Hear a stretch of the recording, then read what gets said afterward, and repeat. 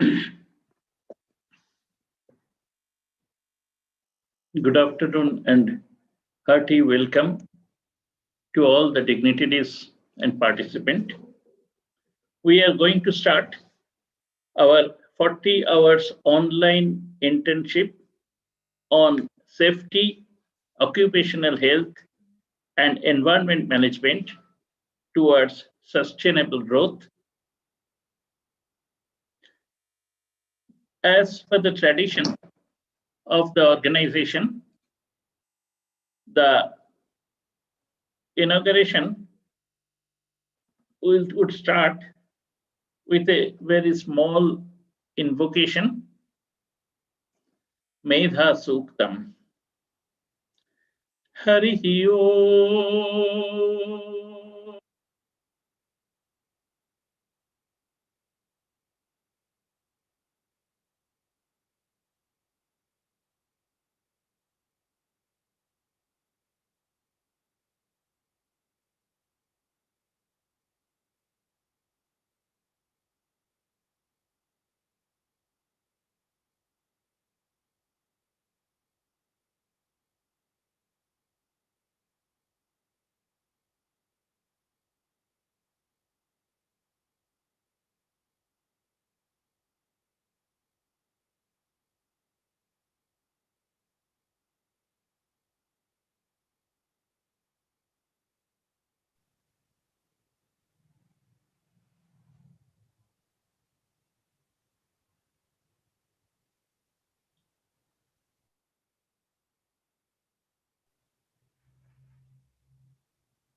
Not audible.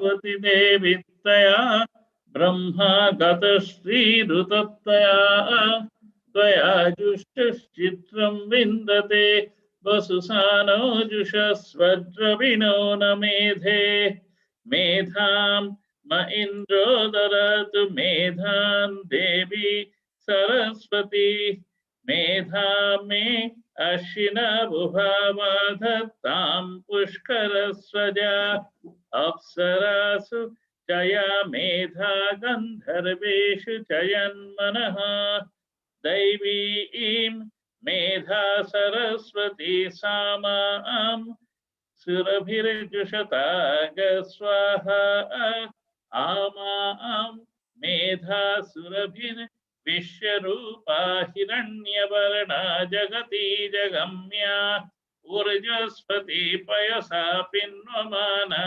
Samam Medha Supratika Dushantam. This is a prayer from Taittiriya Aranyakam. Medha is the goddess Saraswati. What is the connection between this mantra and our internship program? You see, just about a fortnight back, we had a very, very important online national symposium. And that symposium, those have attended, they said that it was a success.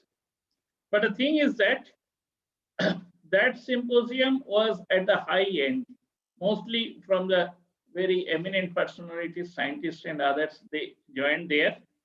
And then our board of trustees, along with the authorities of the Jadavpur University, particularly the initiative from the organizing secretary, Professor Bhaskar Gupta, the former chairman of West Bengal Joint Entrance Board, and a very celebrated professor, and also Professor Chiranjeev Bhattacharya, the pro-vice chancellor of Jadavpur University.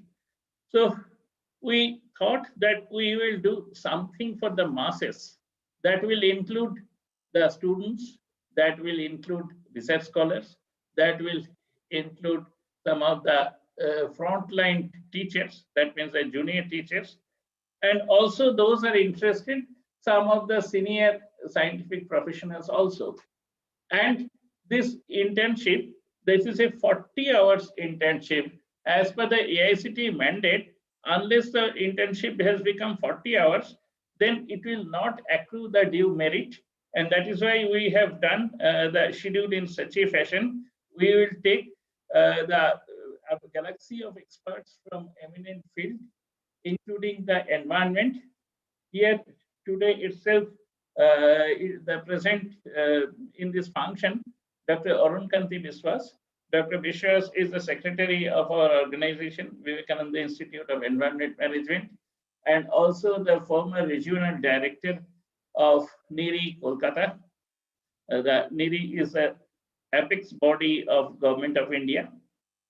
So we are going to wait for the inauguration. At the outset, I request Professor Gupta to speak few words, his observations. Professor Gupta, please come here so that you can join. This is actually a type of the hybrid mode. That means, you know, Corona was there and definitely Corona is still now, but there should be the new normals. And according to new normals, the thing is that we should join as a hybrid mode.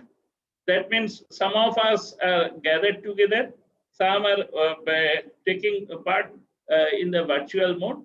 Mostly people are taking part from the virtual mode. And let us start the program. So Professor Gupta, you have, please, I mean, have some.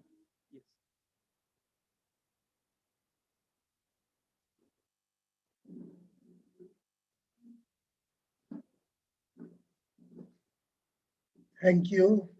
Thank you for giving me this opportunity to interact with the dignitaries and with all the participants today. This particular internship, in my opinion, is extremely important in today's world. Just now, you were hearing from Swamiji, we are entering an era of new normal. Well, safety and occupational health was always our concern. It was a concern right for at least half a century. Maybe before that, people didn't bother about these issues much. But within the second half of 20th century and now too, gradually we came across so many different happenings. Maybe many of you know about the Minamata disaster, the thalidomide babies, the uncontrolled application of drugs led to devastating consequences. Maybe many of you know how a chemical hub resulted in the destruction of a complete city in Brazil. So all these made us pause a little bit. All these made us think. All these made us think where we are living. We don't have to go to so far away. Closer to us, in India, the usage of asbestos is random and naturally for in a country where most of the population is below poverty line and the poverty line is always adjusted so that we can show more people above that. But even then, in such a country, cheap building material like asbestos are naturally in great demand. But we have come across lots of cases of asbestosis. We have come across cases of silicosis.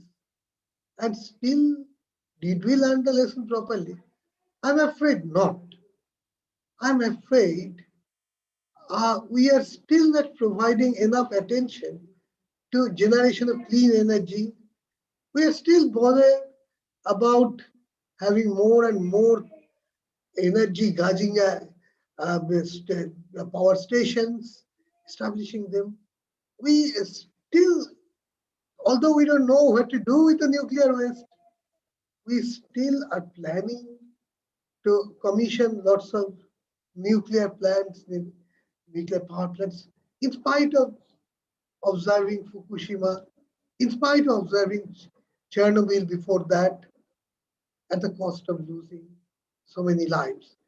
In fact, this year, this particular question of environment management took a new dimension with the advent of the pandemic COVID. Such a pandemic, yeah, it's true that such a pandemic recurs at regular intervals. Maybe just about 100 years back, there was a Spanish flu. Before that, there were successive bouts of plague. And just in the last pandemic, in Spanish flu, we lost. How many lives did we lose? Nobody has got the proper count. But in India, the situation was so devastating that people who witnessed that period report that in the Ganges of Varanasi, only dead bodies were floating all the way, and a putrid smell filled up the whole city's air. There's no more place to bury the dead. And we really learned no lesson. At that time, we lost maybe 2 to 5 crore lives. Nobody knows for sure. But all world over, maybe twice that figure. And still we didn't learn the lesson. So it's high time that we stop a little bit. We stop in our pursuit to challenge our dear old mother nature. We stop fighting with her. We rather learn to know how to cohabit with her in a harmonious existence. And the mantra that Swamiji chanted just now, teaches us that harmony in all corners, in all aspects, everywhere in nature. And that's why, particularly in this year, when we have learned, we have been forced to learn by nature again and again, once again, how we should view nature, how we should try to fight her, to tinker with her ways. Our lessons in this regard have become all the more important. So that's why all these issues, safety, occupational health, and environment management, they have taken up an immensely important dimension.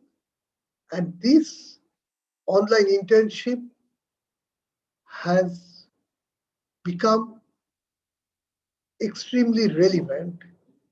I think at this juncture, I shouldn't waste more time by saying all these words. I believe almost all of these are known to you. Now there is a time to feel it and to work with these words in mind. And that's why this online internship will play, as I have tried to explain, a very major role in our lives in the days to come. So in these few hours, I think, these few words, I should stop, and we should now go for the invocation is over. We should now go for the lighting of the ceremonial lamp, I think. Or do we do it? Okay. Okay. In this hybrid mode, you see this advantage that some of us are here, some of us are also with us, but not physically here. Dr. Bishwas, Dr. Arun Kanti Bishwas, the Secretary of VIEM is here. So we'd all like to hear a few words from him now.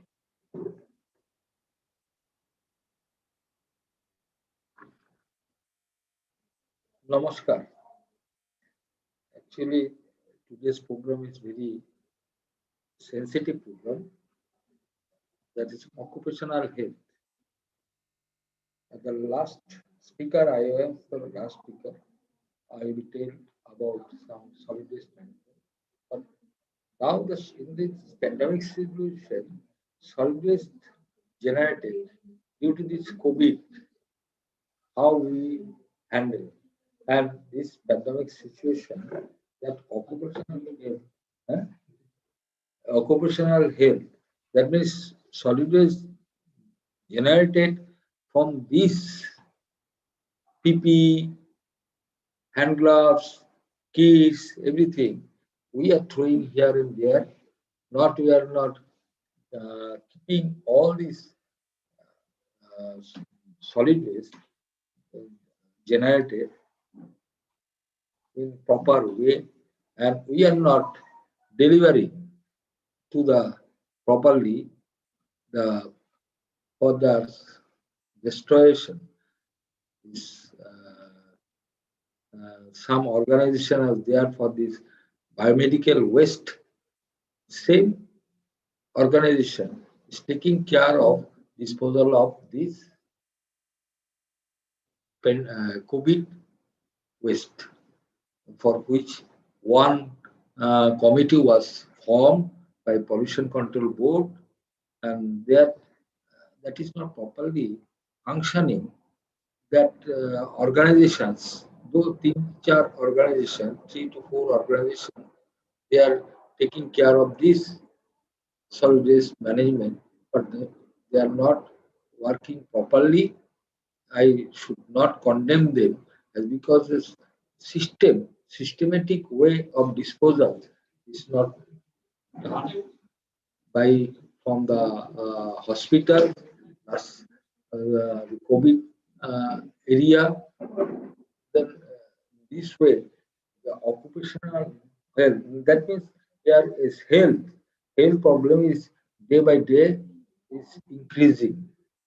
I will not tell much more. I will address again solid waste management at the last hour. Thank you very much for hearing. To start with this program, I am telling some of the highlighting the points. Thank you very much.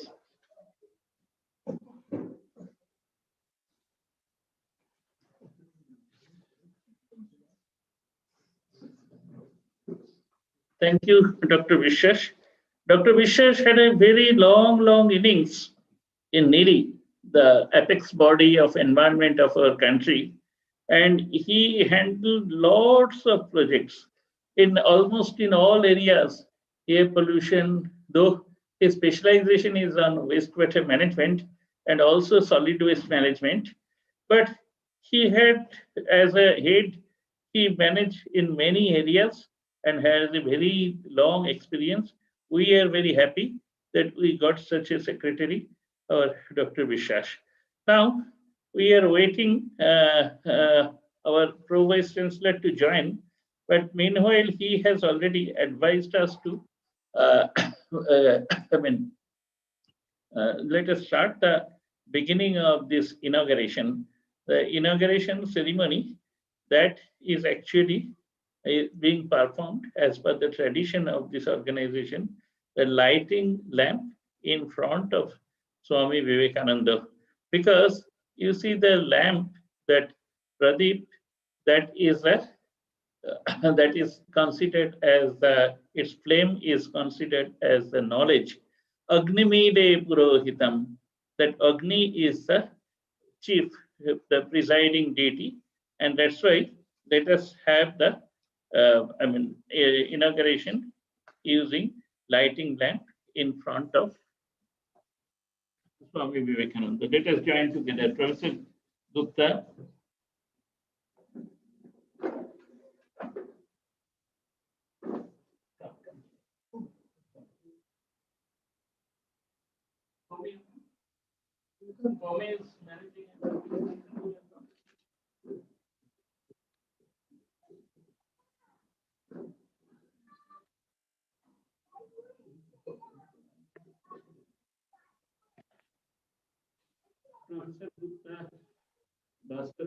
Professor Bhaskar Gupta is lighting the lamp. Dr. Vishwas is lighting.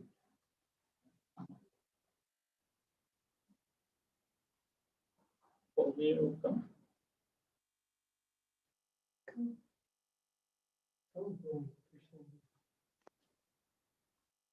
Oh, and that's the light one and then light one.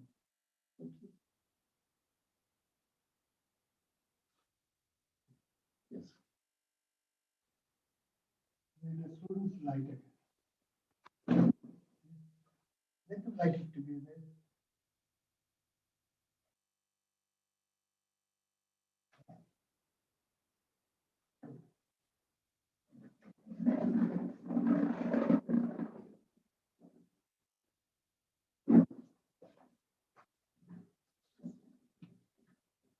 We are very eager that Professor Vishwajit Ghosh, we are very eager that the Professor Vishwajit Ghosh is joining. Professor Ghosh, Professor Vishwajit Ghosh is a Vice Chancellor of Naotia University.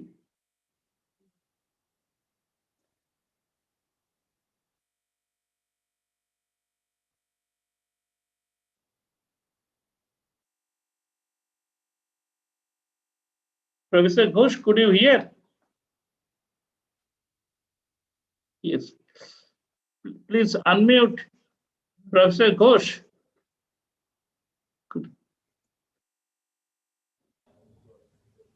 Yes, unmuted. Yes.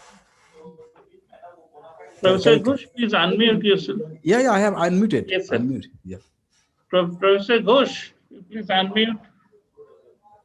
Yeah, actually, it is unmuted.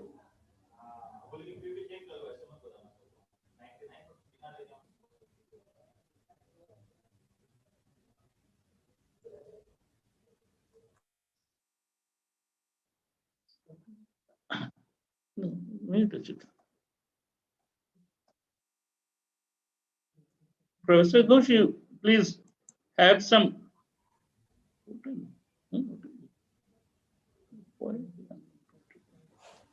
Yes, it is.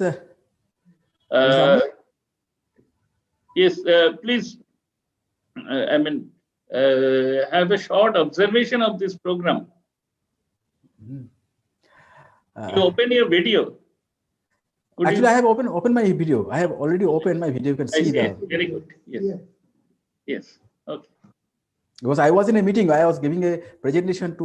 We have an international workshop. Here I am delivering a lecture on the research from perception to practices, and it is a 1.5 hour lecture. So that's why I cannot, join in 3:30. So I was sorry, but that I was very. No, sir, you have joined. It is very good. We are very grateful. You please, say about, some 2-3 minutes observation. What I can tell, because that you are organizing a very good workshop, that related to the sustainability, that today the problem that we are facing today, because that situation has completely changed. We are always in a virtual mode. We cannot meet each other, we cannot see each other. That's the problem, but among that, the constraint, you have going to organize some of the session, that on the sustainability issue.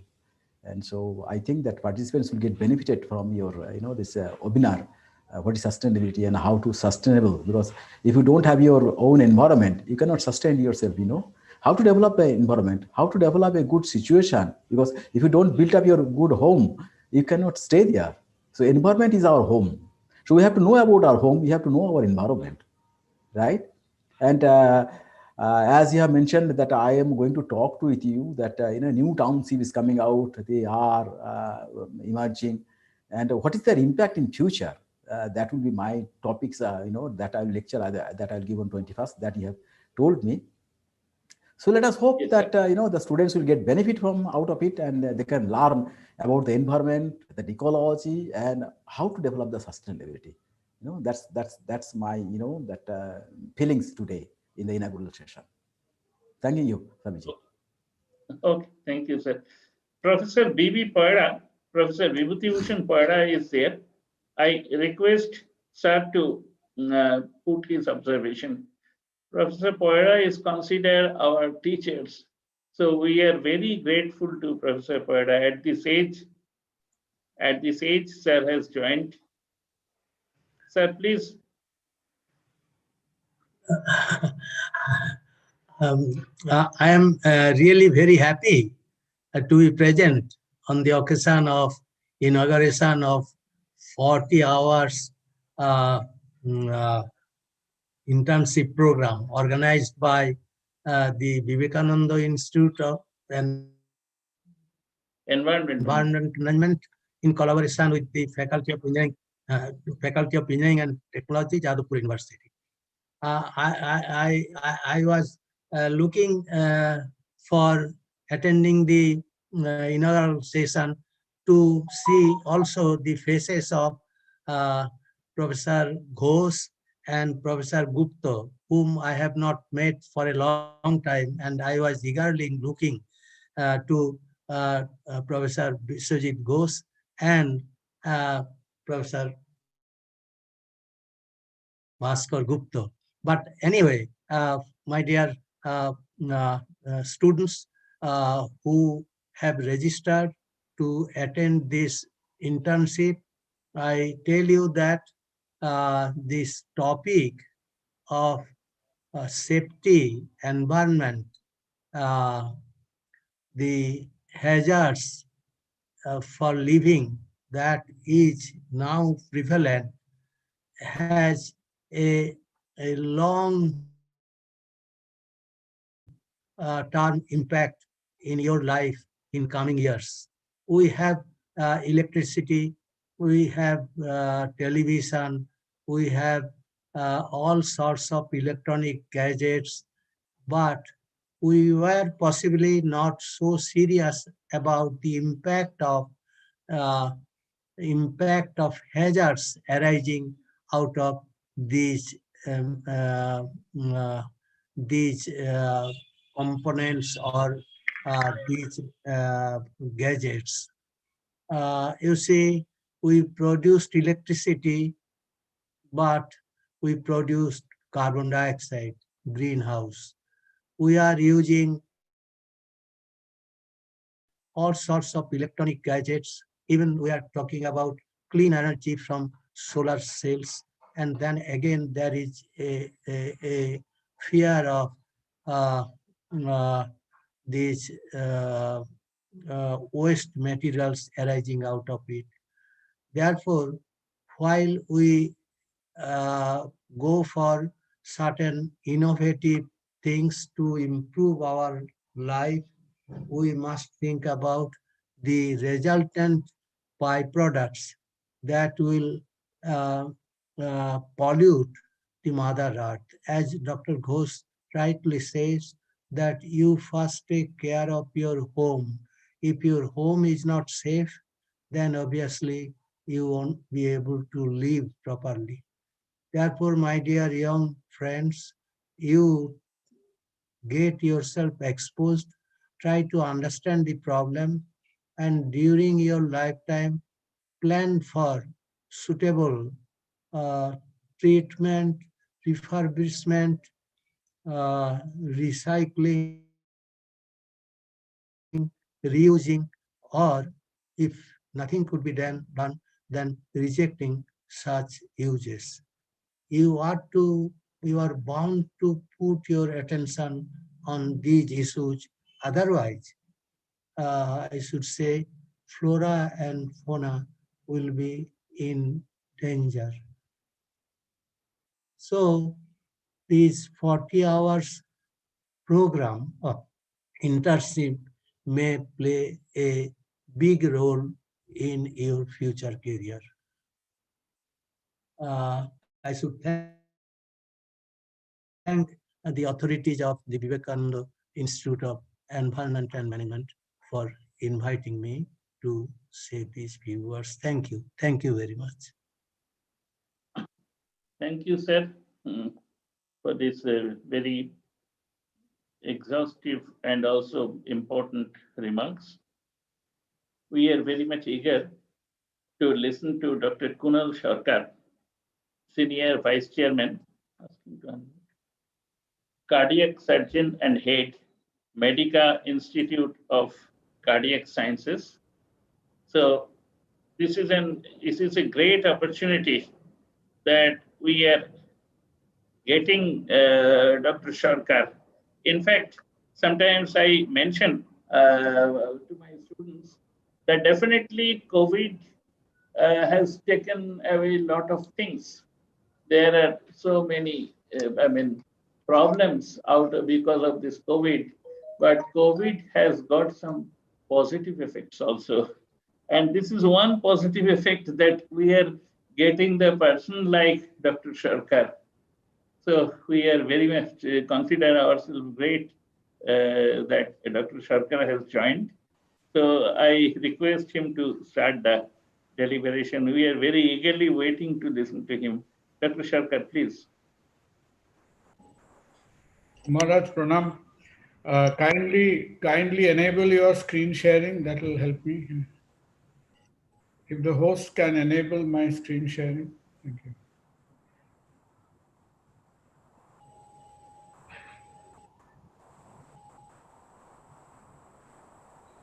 Can the screen sharing Yes. be enabled? Yes, sir. Yes, sir. Sir, we have done it.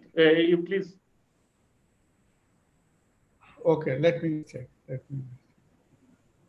It has. Okay, thank you.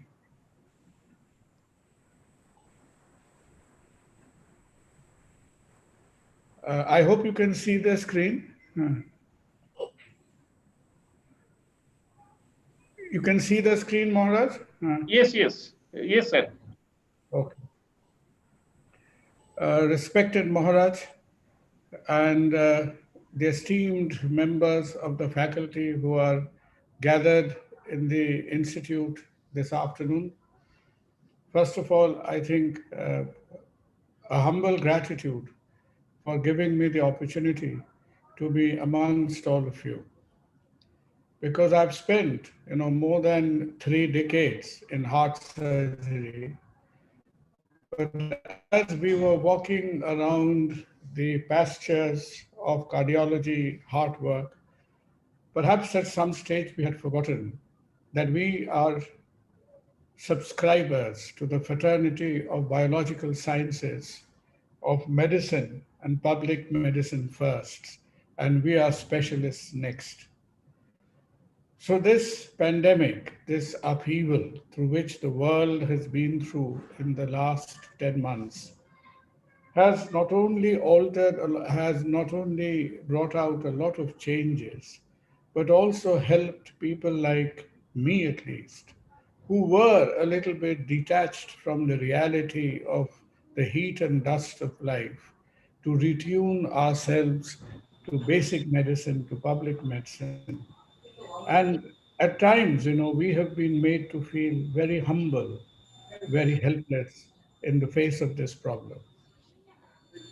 So what I will try to share with you is like the is like the experience through the eyes of a doctor, of somebody who's been cultivating this land for a fair period of time, and try to give my perspective of what we have experienced and where are we today. The picture that you see in front of you over here, this is a picture, you see the Parthenon in the background. Parthenon is in Athens. And this is a picture of during the Peloponnesian War. The Peloponnesian War happened in 4th century BC between Greek and Sparta. And Peloponnesian War is important medically. During that 4th, 5th century BC, your concepts like democracy, the Athenian dialectics, the concepts of democracy, individual freedom, all came in during that period of time. But as Greece was fighting Sparta, another thing happened, that was a raging pandemic happened.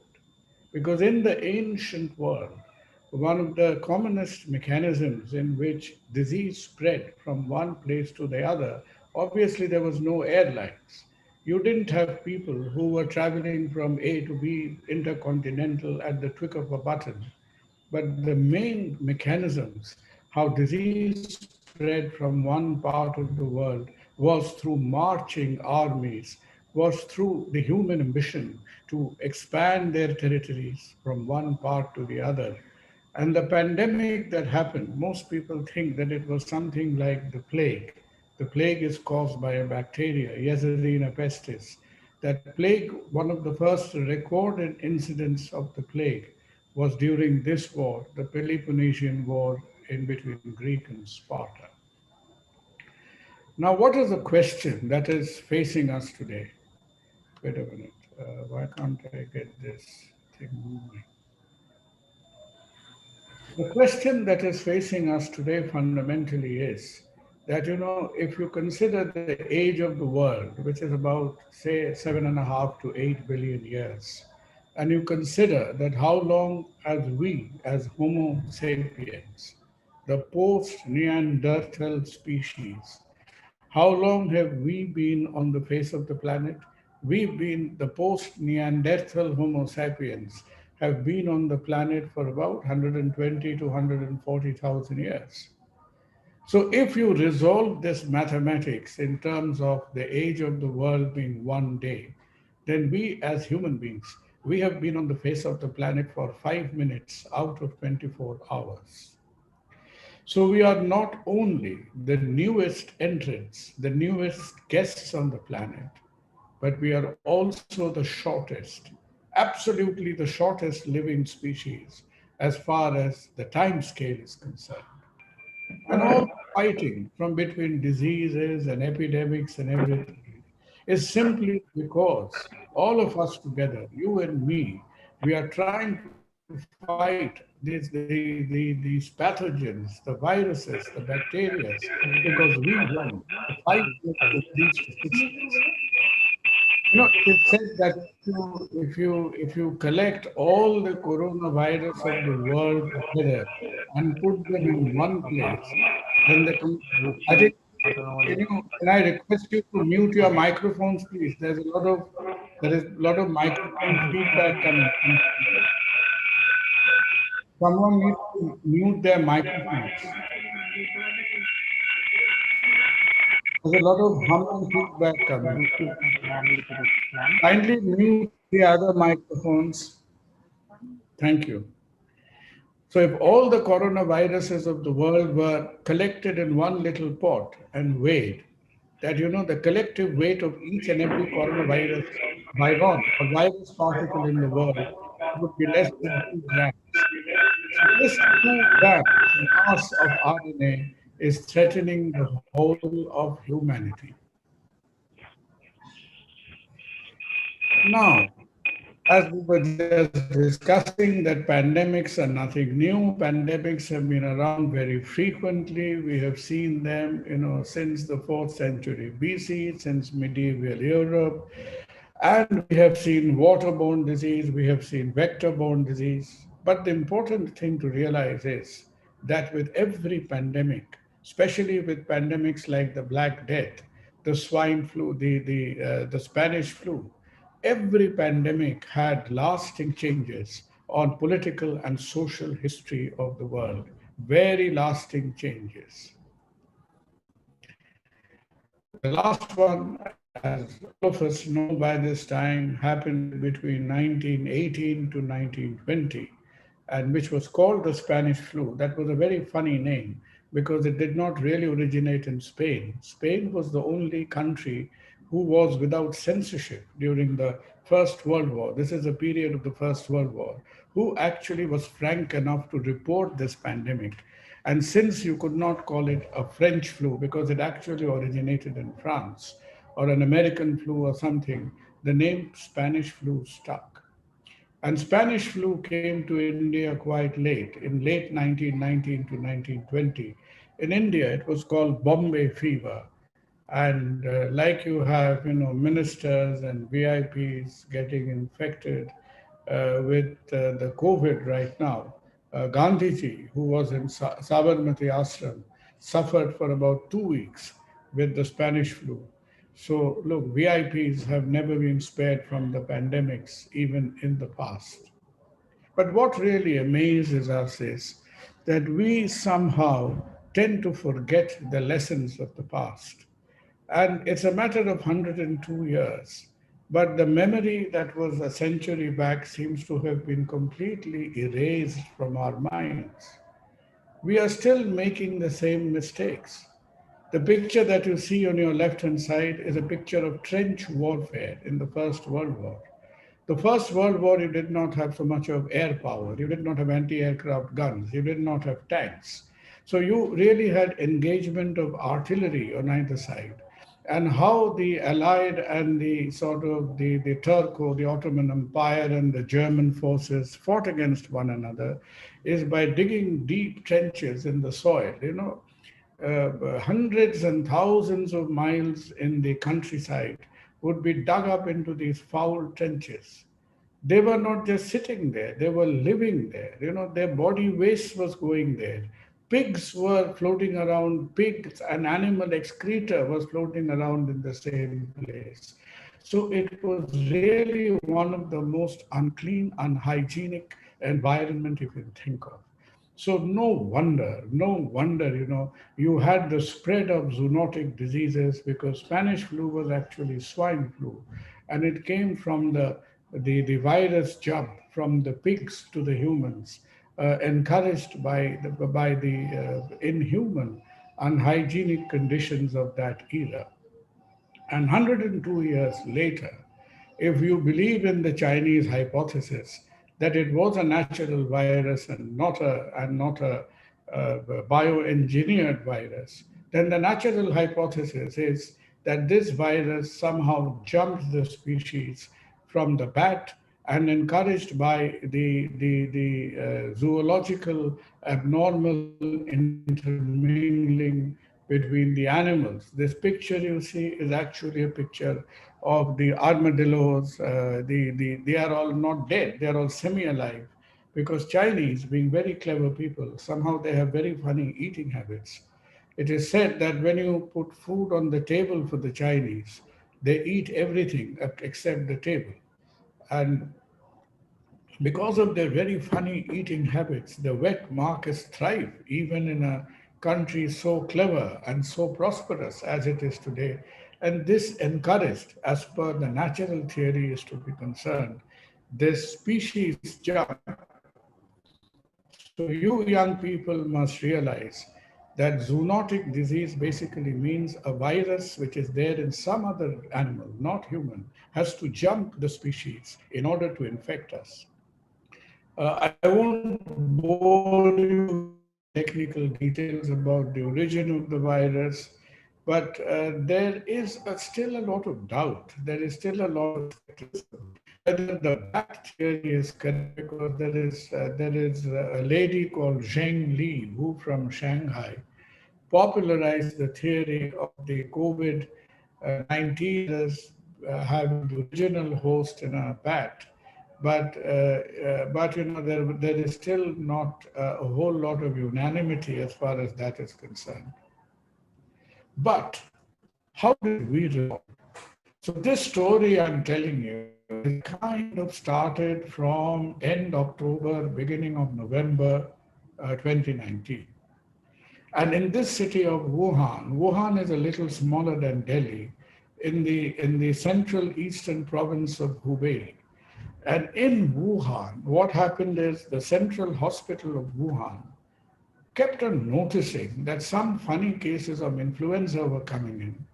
And this influenza had very typical CT scan and X-ray pictures, not responding to antibiotics. People were trying for the first few weeks to isolate the organism and the germ, but it was nothing like anything they had seen before. And doctors who were treating patients in Wuhan were reasonably sure that look, the number of cases are increasing, so which means this disease actually spreads from human to human.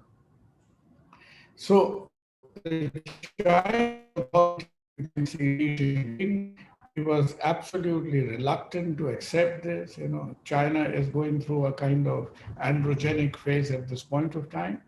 And they imposed upon the World Health Organization, who came out very, very poorly, very shabbily in this whole business. This is Dr. Theodorus, who has a very controversial CV, if you know about Dr. Theodoros. He's Ethiopian. He is supposed to be involved in assessing quite a few African pandemics. So the critics say that Theodoros is an expert not in controlling pandemics, but in suppressing pandemics. But whatever, so between Theodoros on one side and Li Jinping on the other, they lost a lot of time.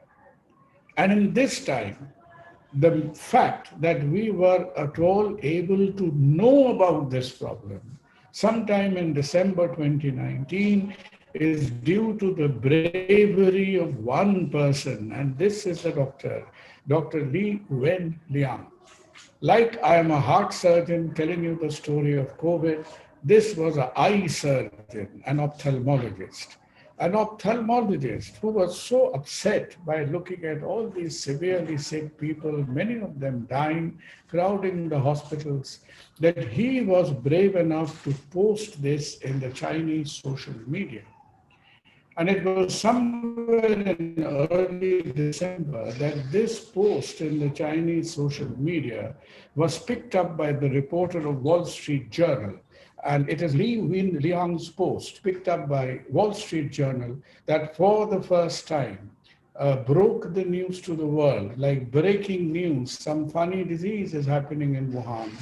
Li Wenliang was severely punished, and the journalist of Wall Street Journal was, not really appreciated in China. She was asked to leave the country, pack her bags. Thankfully, she was not put to the firing squad. But the important thing is that because unless it was Li Wenliang who broke the news, the problem would perhaps have been many times worse. Now, what is the time span we are referring to? The time span we are referring to is till 31st, say from November till 31st of December, a very precious time of 6 weeks was lost. And this was during the time China was suppressing, who was hesitant, afraid of China. And it is only in December 31st that WHO put out a kind of notice saying that this funny disease is being picked up in China. And it is not till the 13th of March that the WHO officially goes on to say that this is a respiratory pandemic with human to human spread. And why is that time important? It is not just because we want to criticize someone. This time is important because with this respiratory pandemic having community spread in Wuhan and Hubei, there were people traveling right, left, and center from China to all over the world. They were traveling all over the world. And that is what contributed to the global spread. And the first case was reported out of China in Thailand. Somebody else's, somebody, Mr. Karthikeyan, your mic needs to be muted. Dr. Karthikeyan, your mic is alive and distracting. So this is why the importance of lost time. Now we move on to the beginning of March. The important thing is that as soon as the word had leaked from China from the end of November till beginning of December, all the countries like Thailand, Taiwan, they started taking protective action straight away. They locked down on the travel from China, and basically they pulled their shutters down.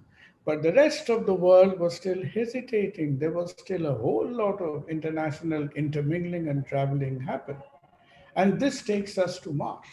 So by March, it was more or less sure. 31st of January was the day when the first case was recorded in India. The same day, Italy, India, and Iran. These three countries record their first cases in the same day. And then the experts, the epidemiologists from the world over, starts debating the fact that how will we respond to it? Will we respond to it with pulling everything down, closing down transport, business, intermingling, a lockdown, or shall we allow life to go on as it is? Now, there was a heated debate between the lockdown lobby and the anti-lockdown lobby. And the fact that the lockdown became the dominant, the most popular way of tackling this was due to this academician called Professor Neil Ferguson from Imperial College London. Because United Kingdom had already decided that they will not lock down, it would have been a great mistake.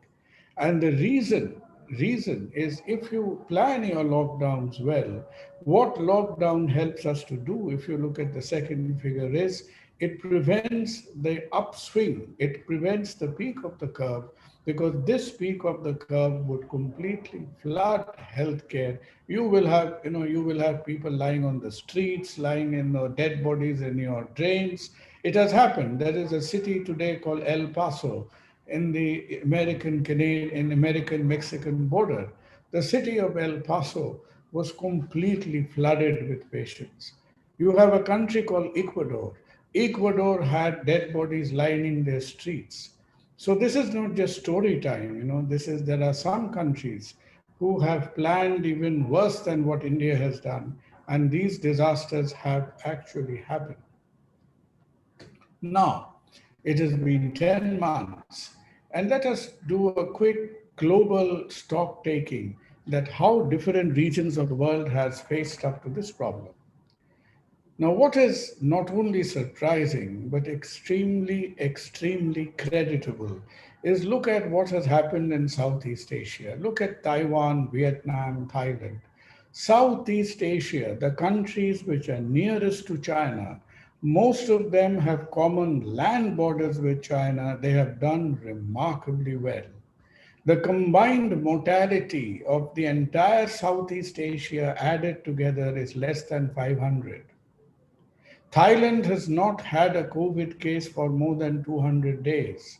Vietnam, which has a land border with China, the total mortality is less than 10. Taiwan's mortality is less than 10. Why? Because these people closest to China took the first safety action, and straight away from end October to early November, they said couldn't care less what World Health Organization says. They just did not allow the infection in. Unlike India, which allowed air travel to go on till well beyond 22nd of March. So we allowed a whole lot of infection to come in. And then we were completely overcome by the tsunami of cases. And this has been the story of Europe, Italy, UK, France, Spain, same story. And they really struggled. Where you had a whole bolus dose of infection, maximum input of infection, the more the infection, soonest will you get the peak. And this is what happened in Europe. Germany did reasonably well. Germany did well because Germany has the best healthcare infrastructure. New Zealand, Australia did very well because they followed the lines of Southeast Asia. New Zealand has not had a COVID case for more than 100 days, and Australia's total mortality is less than 25. So they heeded the example of the Buddhist belt, the Southeast Asian belt, whilst rest of the country, including great United States, as you all know, United States is looking very sad and pathetic with more than 1 crore of cases and more than lakhs and lakhs of mortality. The only comfort that Donald Trump gave to Narendra Modi was Modi was allowed to stay second and not become first. How did India face up to that? We really did not do very well simply because we had a very political response to it. We had a very bureaucratic response to it. It was a very unscientific response. You are scientists, but today you know who India's prime minister is, you know every bureaucrat, you know every police officer, but do any one of us know who India's chief epidemiologist is? We do not know. Why? Because somehow in India, today we have more respect for maybe mythology, religion, etc. Science is not our priority, and whoever has been the epidemiologists have been kept a secret. So repeatedly that day with vaccine, we had a conference with prime ministers and chief ministers. I think half the chief ministers will not be able to spell the word vaccine, that whether it has one C or two C's in it. What were they doing in a vaccine meeting? Logic defeats me. But the main problem in Indian lockdown was it was like planning the general elections. The entire country was put on a shutdown mode for 70 days, 69 days, and that was wrong because, like the rest of the world, the disease manifested in India in stages. It was Mumbai, Maharashtra first, then Delhi, then south of the country, then in the east. But our politicians and epidemiologists, having put science at the backbench, did not realize this. And to make matters worse, what they forgot about is they forgot about 2 crore migrant. I don't know how a person can be migrant in his own country, but in India everything is possible. So we forgot about 2 crore migrant laborers. And in the height, when the infection was rising, we allowed a crore of people to go from one part of the country to another, which made matters tremendously worse. The infection that you see today happening in Bengal, in what happened in Bengal, in North Chobbish Pargana, was completely and totally a gift of the migrant problem. If you take a sort of, if there were two teams, the men versus women playing COVID control, as far as political leaders are concerned, the women did remarkably well. You had Jacinta Ardern of New Zealand, Angela Merkel, herself a scientist from Germany, Aung San Suu Kyi from Burma. The women outshone the men. Donald Trump, Bolsonaro, and this gentleman from India favored very badly, as far as a scientific, clinical, administrative coordination of COVID control is concerned. So it is 3-0 to the girls. Well, having said that, we really took a beating for about more than 4 months, 4.5 months. And after the long way we have traveled, we are today showing signs of controlling, not so much because what we have done, but because it is a natural history of the pandemic.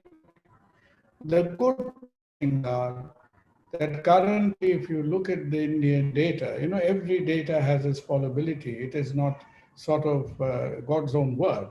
But given the data we have, India's test positivity, how many positive cases you are seeing per 100 tests, which had climbed up to nearly 15%, 16%, is now in the last few weeks less than 4%. And that is mainly because Maharashtra has cooled down. And India, not Bengal, we'll discuss that in a minute, but many of the Indian states, Assam, Odisha, Bihar, they were testing very heroically. And total, in a day, India was doing 10 to 11 lakhs tests a day. So once the testing numbers increased, we were able to bring down the disease. Many people ask me, there is no medicine, so why will we test? COVID only has two treatments, which is test, identify the person affected, isolate the person. The person needs to be treated, but he needs to be isolated so that others are not affected. Isolation, and if you are short of breath, give oxygen. The rest of all is relative. So testing is not so that you will receive a magic drug, but test is important because so that you will not go on to infect 10 other people. Well, there are two kinds of tests, as you would know. One is an RT-PCR, which is a more elaborate, and the other is a rapid antigen. As we were doing more than 10 lakh tests, we tend to do more rapid antigen. Rapid antigen is rapid, it is easily done. You don't need to set up labs, infrastructure, etc. But rapid antigen is not reliable because it misses out a lot of positive cases. It has a high false negative rate. And that is a penalty that Delhi paid during the second wave because they were doing a whole lot of rapid antigen tests and they paid the penalty by having the second wave. Now, Now, of course, compared to other countries, if you compare to Singapore, if you compare to Korea, Italy, etc., if you look at the number of tests we were doing per million population, even at 10 lakhs, 11 lakhs, our testing rate is lower, but still it is acceptable. It is acceptable. But only in one place, India's data doesn't look too bad, and that is we compared to the West. You hear this thing very often. India has a low mortality. Now, when you are high or low, it depends whom are you comparing with. Now, if you are comparing India with the Western world, with the Americans, Europeans, the world mortality is a little less than 3%. India is around 1.5%. But if you compared India with Southeast Asia's mortality rate is 0.3% or 0.2%. So compared to the West, we are low. Compared to Southeast Asia, we are high. And since in Indian demography, we have less than a few minuscule percentage of people who are in the elderly subgroup, we have to remember that about a lakh of people have died in India, and more than half the deaths is 60 years of under 60 years of age. So that is where our allegedly low mortality is not that clever as it looks. Now, after the upswing, most of the world went through a second phase. As you see, this is United Kingdom, just as an example, which had a second wave. But United Kingdom did very well through testing and restrictions. They're bringing the curve down.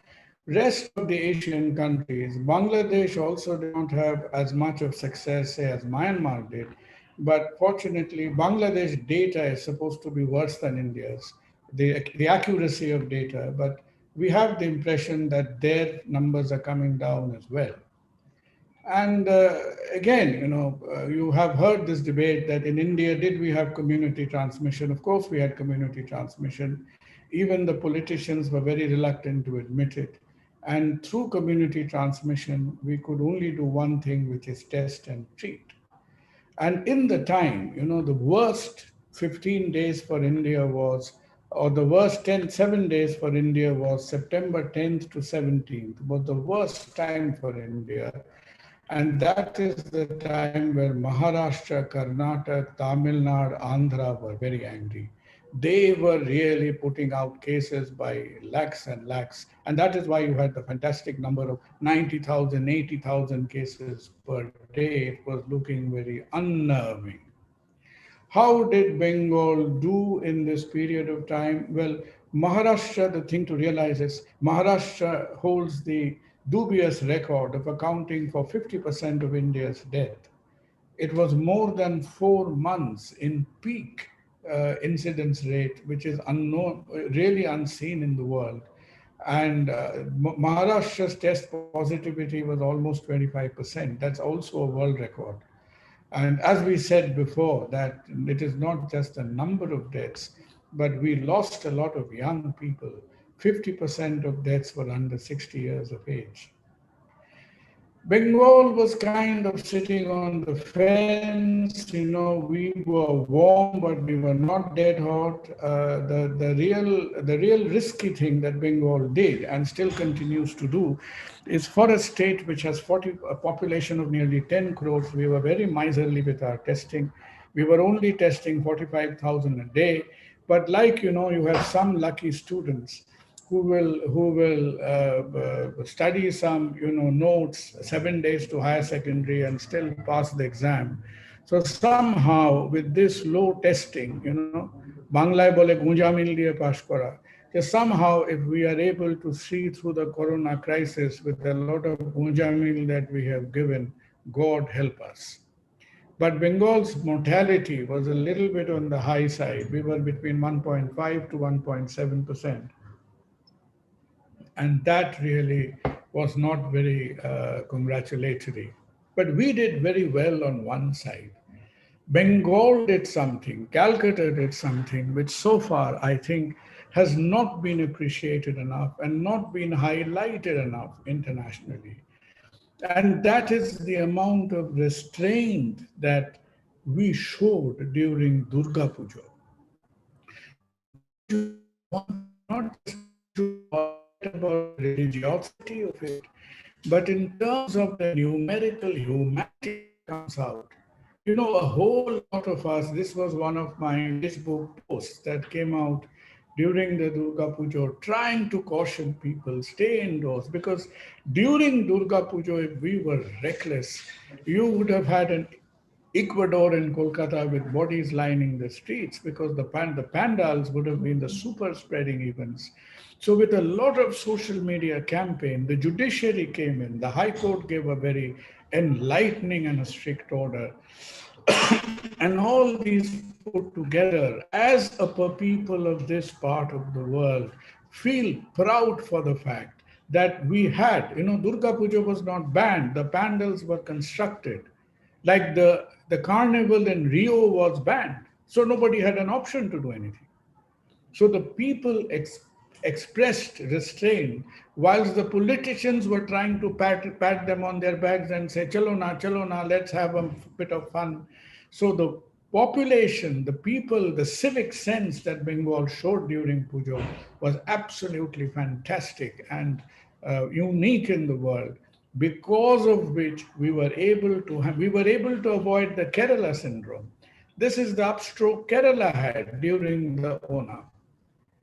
So, not very often that do you see a social index in which Bengal outshines Kerala, but this is what we were able to do. So feel proud being a Bengali, being a person of this state and of this city, at least for once. There are many indices we look at. The R number is a very sensitive indicator of how the pandemic is behaving. All India, the R number, as I checked up a few days ago, anything above 1 is very alarming. India's R number is slowly coming down to below 1. Now, as we told you, that there wasn't a lot of magic drugs available for either you were lucky you had mild COVID, or if you had severe COVID, it was a tough fight. And hospitals, which are clogged up with patients even now, people who are in hospital represents the 5% of tough cases. And in these 5% of tough cases, a very new technology was used and deployed for the first time, which was the technology, because people were not doing good on ventilators. Ventilation is to help the lungs. The lungs were so bad that ventilators were useless. So we used the technology called ECMO, which is oxygenating the blood not on a ventilator, but on a separate machine outside the body. And on ECMO, Calcutta in general has the highest ECMO success rate in India, highest number of ECMO successes in India. And our hospital, Saving a life is no easy our task. hard-working Options- team from our hospital has put up one of the most sterling ECMO records, not just in India, but it compares very well with Asia. So when the ventilators are not coping very well, you see that this kind of machine is used. And so we are taking the blood out of the patient and oxygenating it through this module. You are giving the lungs a rest. The lungs are not made to work harder on a ventilator, but given a rest on this machine called ECMO, which is doing the work. Many people who've been on ECMO for about 14 days to about 25 days, and then 50% of them have recovered and gone home. These are people who would have otherwise been dead in 24 hours. So ECMO is another area, like Durga Pujo is where Bengal and Bengalis excel. The hospitals in Calcutta and the ECMO teams of Calcutta did very well on ECMO management. Lung transplant has been done all over the world. We are waiting to do our first. We have been given permission by the government to try out lung transplant in patients whose lungs have been battered by COVID. So we'll come back to you with our first lung transplant. Hopefully we'll get it done within a month or so. A lot of COVID patients, as I told you, more than 95% are at home, but they need watching. And I had put out an app called COVID Watch early on in the pandemic, which has more than 30,000 subscribers by this time. It just helped you to monitor yourself. Let us quickly, in the last few minutes, tell you the story of vaccines. Now, when you mention the word vaccine, you only think of one person who in 1796, Edward Jenner. Edward Jenner was a zoologist first. He became a doctor later. And Edward Jenner, with a keen sense of observation, he saw that through smallpox was a dreaded disease, that milkmaids and people who are around the milk, business never got smallpox. Then he correlated because they thought, and he made the right conclusion that because the cowpox was giving them some immunity. So all he did was he punctured the pustules of the cowpox, got a bit of fluid out, and put it into an 8-year-old boy called Thomas Phipps. And that was a revolution. If there was ever a revolution in medicine, it was that day in 1796 when this 8-year-old Thomas Phipps gets vaccinated by Edward Jenner. And then after centuries and centuries, it goes through a lot of sophistication, and smallpox today is eradicated. And what's very interesting is that the Queen of England, out of gratitude for Edward Jenner, put up his statue in the middle of Trafalgar Square. And some people who, about 50 years later, thought that vaccination was an evil idea, broke Edward Jenner's statue from Trafalgar Square. So those of you who've been to London, if you walk around Trafalgar Square today, you do not see Jenner's statue because vandals had broken it down as a protest against vaccination. So good to know that you have stupid people in England as well. So you know by this time, the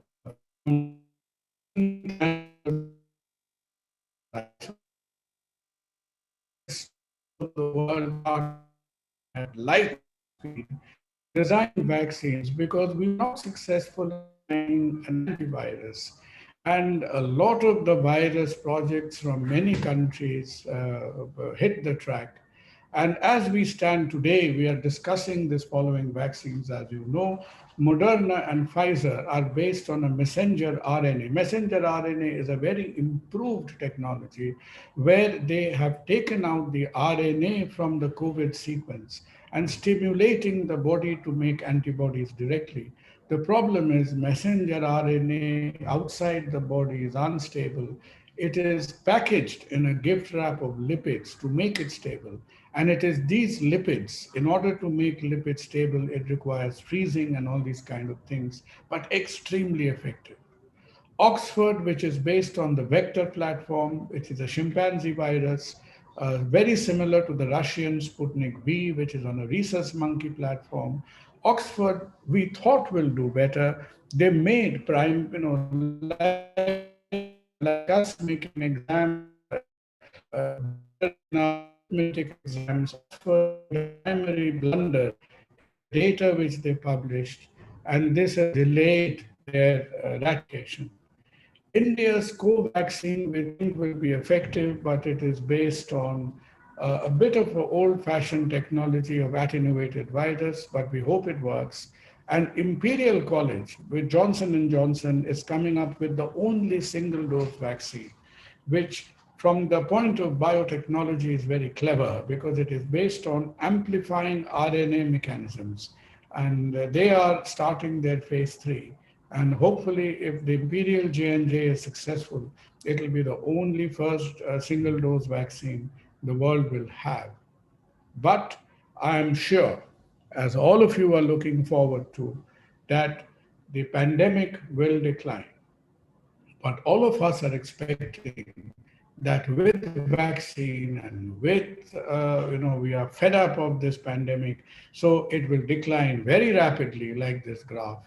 But no pandemic has shown this behavior so far. So the decline will be slow. Like in India, we are seeing a gradual coming down of the curve. And then the pandemic will get into what is called the endemic. Like malaria is still there with us, tuberculosis is still there with us, HIV is still there with us, dengue is still there with us.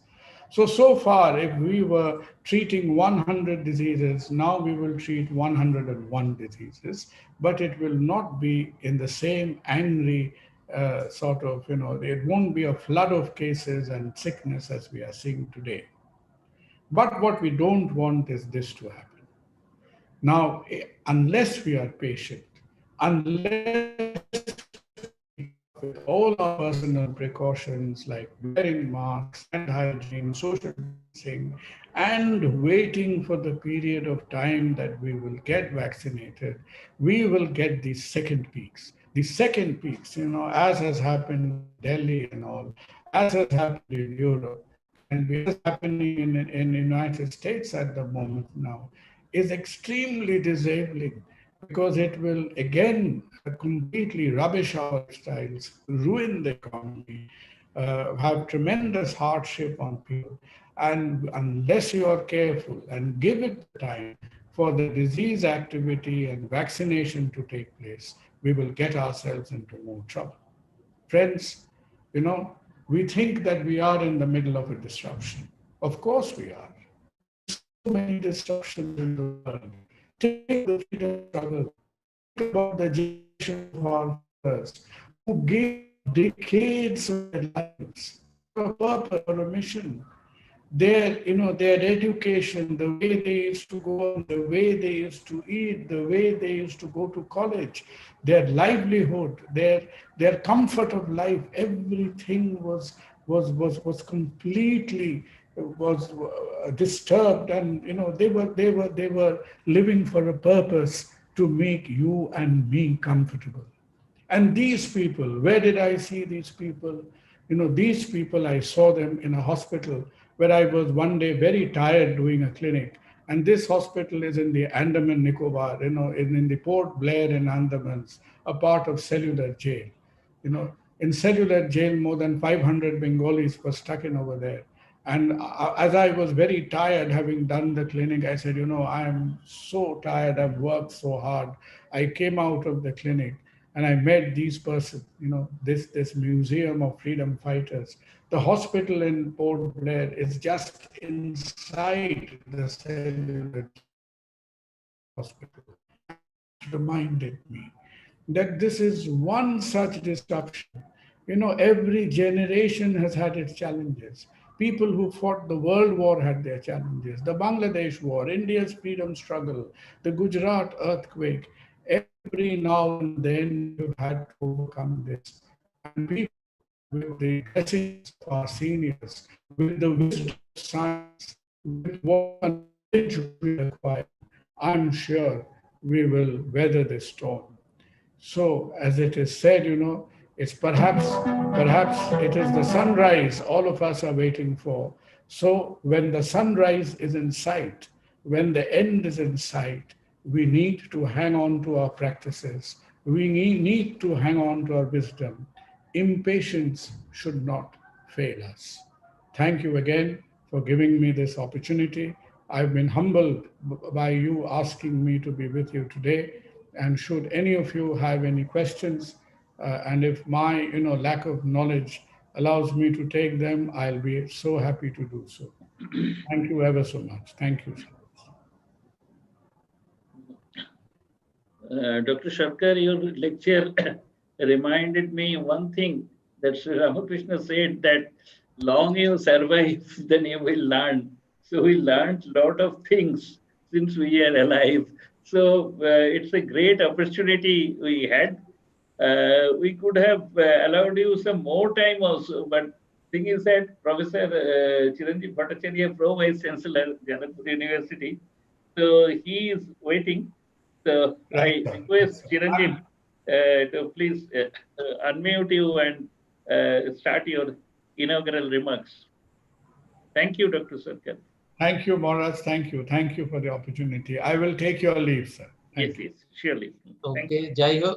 Anyway, so it's really nice to listen to the speech of Dr. Kunal Sharkar. It's really excellent. And I also learned a lot of things. Am I audible? Oh, surely. So it's really nice to just listen to the speech of Dr. Kunal Sharkar. It's really excellent. But I was busy in some other meeting. because you know that at Jadavpur University, everybody is very well aware of the fact that at Jadavpur University, to be at the administration, it's really very tough. And on 24 December, we are supposed to have the convocation, the annual convocation, but under this particular pandemic situation, how to deal with it or how to hand over the degree certificate to all the bachelor's, masters, and the PhD students. So that's a very big question. So how to conduct the convocation in virtual mode or at all, whether we'll conduct it or not. So about that, I was engaged in some other meetings with our honorable vice chancellors as well as some other the government officials. So I couldn't participate in the inaugural session. So it's really nice to see a lot of dignitaries who are present here. Particularly, I must congratulate Swami Vedakananda, who has organized this particular course, 40 hours course on occupational health and the sustainable development under this particular COVID-19 pandemic situation. And I learned that a lot of participants have joined in this particular course. It's really a very good initiative on the part of Swami Vedakananda. And it's really very nice to see Professor Paira, who is here. So after a long gap, I'm seeing Professor Paira. It's really very nice. So my namaskar to Professor Paira. So it's really nice. So first of all, I welcome all of you to this particular venture which is being organized. Professor Bhaskar Gupta is also here. So definitely it's really nice to see all of you. So occupational health and the environmental management. Obviously, it's a very important topic. Always it is important, but nowadays, particularly under this COVID-19 pandemic situation, it has gained some more importance in this particular context. So Dr. Kunal Sharkar has presented a lot of things. It was quite encouraging. And obviously, it's a definitely learning experience for me also. But I have to again attend some meeting at the administrative building. I have to leave. So it's a very good initiative on the part of the organizer to have a course on this particular topic. It's really very good. And particularly in the context that the occupational health with respect to all the persons who are working in industry, or particularly with respect to the medical establishment, the health personals, for them, obviously the occupational health is very, very important nowadays. For all the persons who are working in any office or establishment, obviously it's very important that how to maintain this occupational health problem with respect to this particular COVID-19 pandemic and following all the WHO guidelines, particularly World Health Organization guidelines, which is actually nowadays applicable to maintain this particularly occupational health issues under this particular COVID-19 pandemic situation. Even when the COVID-19 was not present, then also the occupational health and environmental management is a very big concern with respect to any process industries, particularly with respect to, say, for example, petroleum refining, petrochemical industry, or cement industry, fertilizer industry, or any sort of process industries where the people are working, particularly in shift duties, how to maintain the occupational health and simultaneously the environmental management, both are very much related. So in any particular industry where pollution is a very big concern, obviously in that particular case, the employees might be exposed to some sort of toxic pollutants. It may be the air pollutants or the water pollutants. Obviously in those circumstances, the environmental management and the occupational health, they are very much interrelated to each other. So under these particular circumstances, the industrial management definitely, they always give emphasis to maintain the proper environmental condition within this particular industrial house for the purpose of maintaining that particular occupational health, the employee's health, as well as obviously from the regulatory point of view also, that we need to maintain some particular safety limit with respect to each of the pollutants. Those might be encountered with respect to a particular industry. So obviously under this COVID-19 pandemic situation in any medical establishment, particularly the health professionals, those who are working in any hospitals, any nursing home, or any big medical establishment, occupational health is a major concern. How to maintain their health issues under this particular COVID-19 pandemics, it's a very big issue nowadays. And obviously, everybody is giving a lot of priorities and emphasis on that particular topic. And with respect to industries also, as I told you, say suppose in a petroleum industry or petrochemical industry or cement industry is a very highly polluting industry. So in those industries, how to maintain the occupational health for the employees, those who are working in that particular industry. So how to maintain all the safety standards and how to implement the proper environmental management. So obviously all these are nowadays a major concern, and modern technologies has come up for the environmental management. And with the help of those modern technology, definitely nowadays people are implementing a lot of environmental regulatory methods. Those will be helpful in this particular term of maintaining the environmental pollution limit as well as maintaining the employees' health with respect to the occupational health issues. So I think that this 40-hour course will be able to elucidate a lot of issues, particularly on this topic. And it's a very important topic, undoubtedly. And obviously, it has achieved much more importance with respect to this particular COVID-19 pandemic. So I've seen the profile of the persons who will be delivering the lectures in this particular course, the 40-hour course. And obviously, it is really encouraging, and I must thank the organizer for organizing such a beautiful course, a very important course under these particular circumstances. So with this, I thank you all, and I thank all the participants for participating in this particular course, and I wish a great success of this particular course. Thank you very much. Thanks a lot.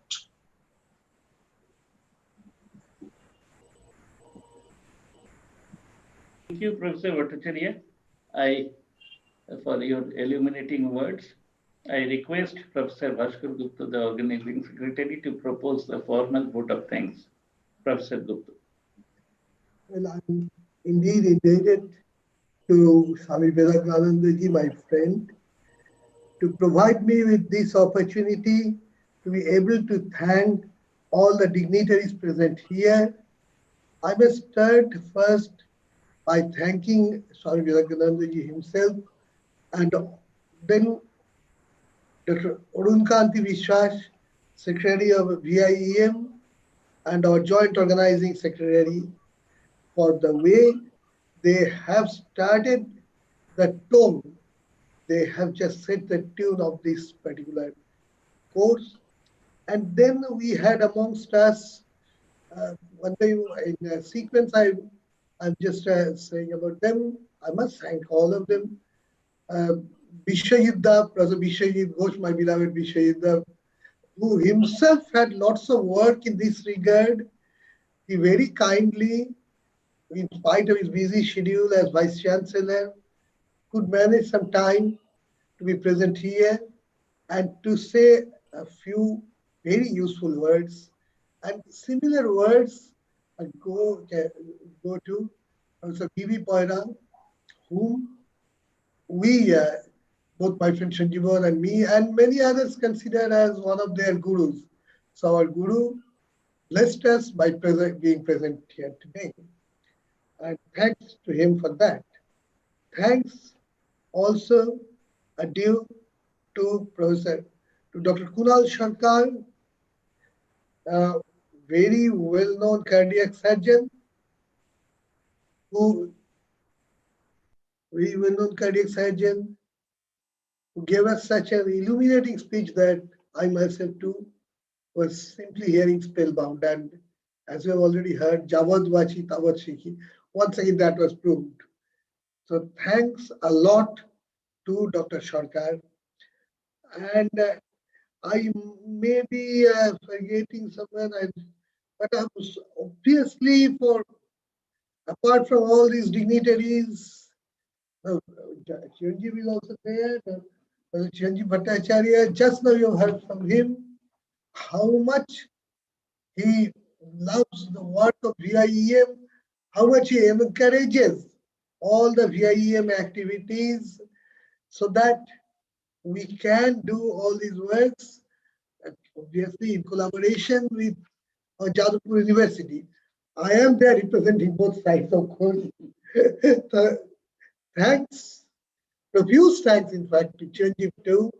And last but not the least, our student volunteers, Omi and Krishnendu, but for whom this program, and for that matter, almost none of the programs of VIEM would have been a reality. So a big thanks to all of them. With that, I think we should now declare the inaugural session closed. Thank you all again. Our next technical session is going to start now.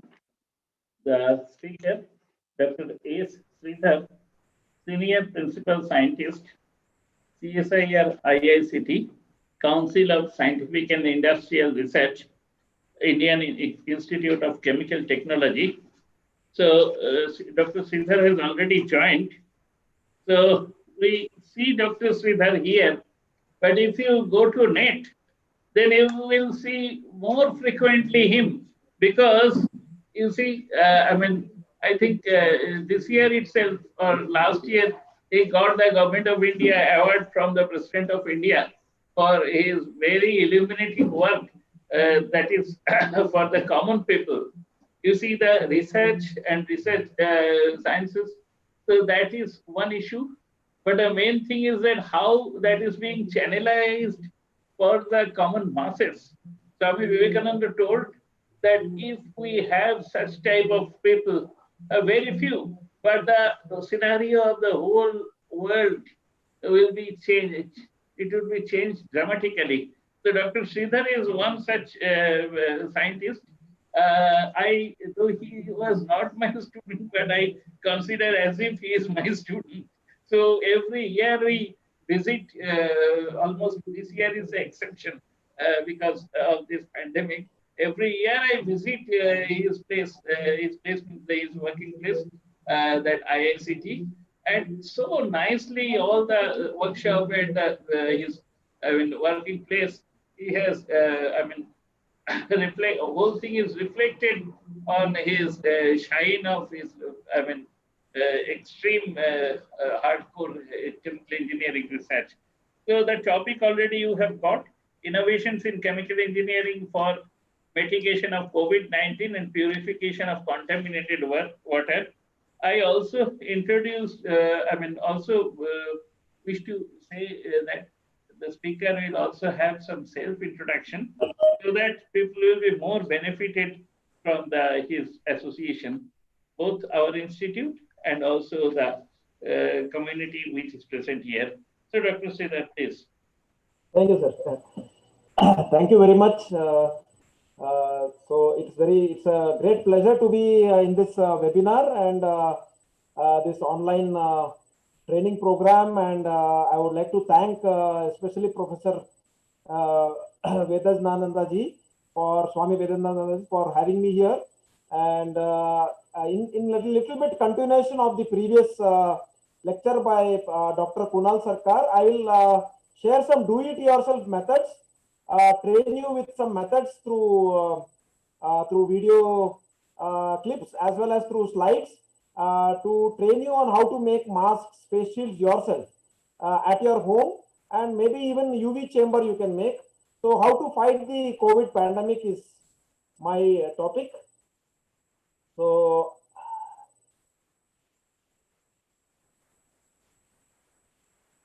I hope I'm both audible and visible.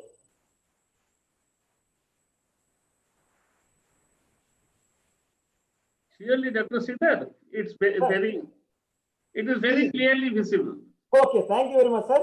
So welcome to this webinar on innovations in chemical engineering. We can say totally engineering innovations, because there is some mechanical engineering and some electronics also involved for mitigation of COVID-19 and purification of contaminated drinking water.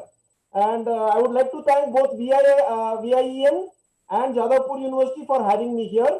And it's a pleasure to accept the request by Professor Swami Vedananda ji. And thank you very much, sir, for being with all of you. When I joined IICT, my vision was to promote membrane technology, on which I had worked during my final year BTech project. And so my vision was to promote industrial growth by solving challenging separation problems and wastewater treatment. So initially it was like that, and so promoting industrial progress and effluent treatment, and then moved on to societal welfare, because the membranes had a great role to play in societal welfare. And we started off with reverse osmosis for defluoridation of groundwater in nearby areas like Telangana, Andhra Pradesh, little bit of Tamil Nadu and Karnataka.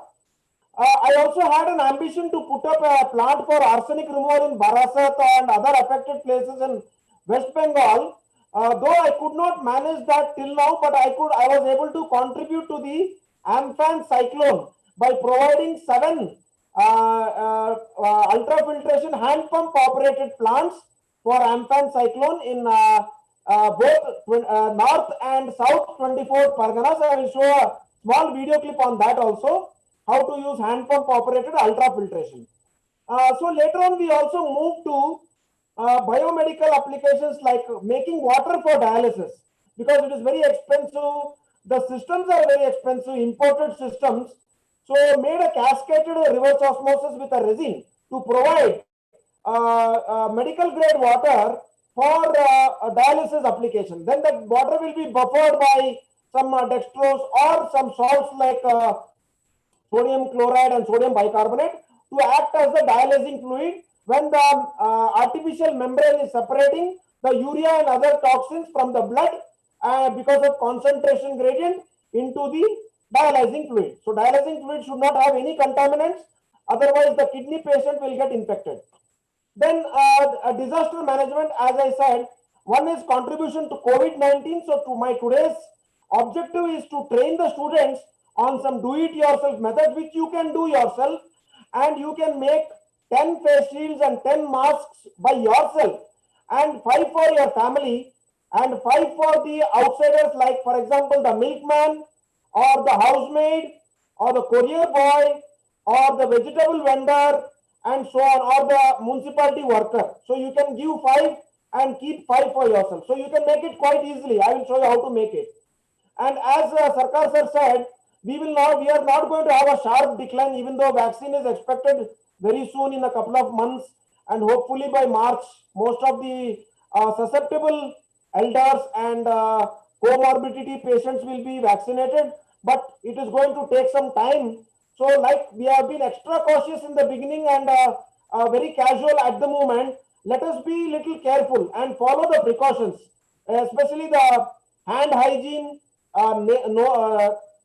nasal hygiene, and also mask, because mask is the first line of defense. So how to make it, I will be showing that.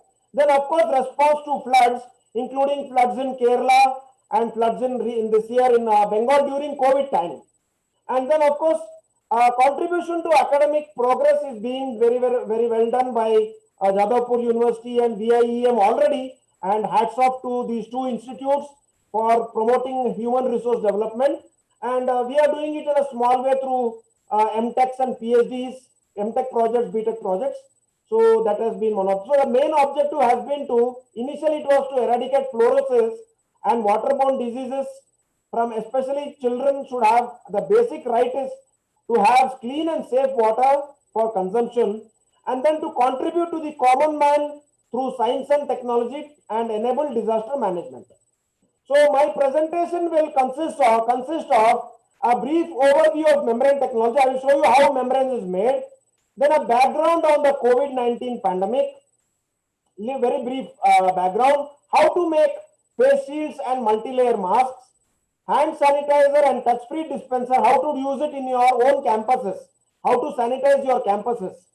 Then suppose you don't have a drinking water source, then what do? We can use atmospheric water generator, especially in border areas, hill stations, and also in arid zones like Marathwada, Rajasthan, or even in coastal areas like in West Bengal, we can use it. Then some medical devices for COVID-19 like UV chamber and ventilator. purification of flood water I will show you anyway, and then how to treat contaminated ground and surface water. So what exactly is a membrane? We can call a mask also as a membrane. What exactly is a membrane? It allows the a part of the dissolved liquid or gaseous molecules to go through, while some components get retained. They cannot pass through the membrane. So only one or two types of components can pass through. For example, now let us take seawater. Water comes through and then the salt gets retained. So that is one example of a pressure-driven process. And as we have seen in dialysis, we have the urea, creatinine, and uric acid coming through the impure blood through a polysulfone hollow fiber membrane to the dialysing fluid, and the blood is purified because our normal kidneys are not functioning. So that is one way. Based on molecular size, the separation occurs. The other way is, now here you can see the smaller molecule, water molecule is going through. Bigger molecule, that is salt molecule or pathogens, are not going through. The other phenomena is solution diffusion mechanism, means interaction based. So earlier we have seen size based exclusion. Now we are seeing interactive based separation. So here you can see that the membrane is almost non-porous. 1 angstrom unit is the pore size, or less than that. RO is around 1 angstrom unit, and from 10 to 100 angstrom unit it is ultrafiltration. So less than 1 angstrom unit you come to gas separation, perevaporation, those kind of applications. So you can see biogas or natural gas separation, which contains CO2 and H2S. And H2S and CO2 are coming through the membrane, though they are larger molecules because they are polar. CO2 is quadrupolar and H2S is highly polar, and they will come through the membrane because of interaction with the polar membrane through hydrogen bonding or dispersive forces. They will interact with the membrane, dissolve in the membrane, diffuse, and then desorb. So you can see the bigger molecules that are impurities, acid gases are coming through, whereas the smaller molecule methane is getting retained. And our product this time is not the permeate, but it is the retentate. So methane rich retentate. So you are not only removing the corrosion causing chemicals like H2S, in the presence of water, it will immediately corrode the pipelines. The other thing you are doing is increasing the calorific value by removing most of the CO2. The third type of process you can see, voltage driven process. So you can see here that you are making the fuel cell a portable battery, a portable device, and this device does not need recharging as long as you are supplying fuel, that is hydrogen. Or you can also supply directly methanol, which is called as direct methanol fuel cell. So here the membrane plays the role of proton conductor. It will reject electrons. It will not allow electrons to go through. So electrons will go through the external circuit. So when hydrogen hits the anode, it gets converted to protons and electrons, and the protons will move through the membrane.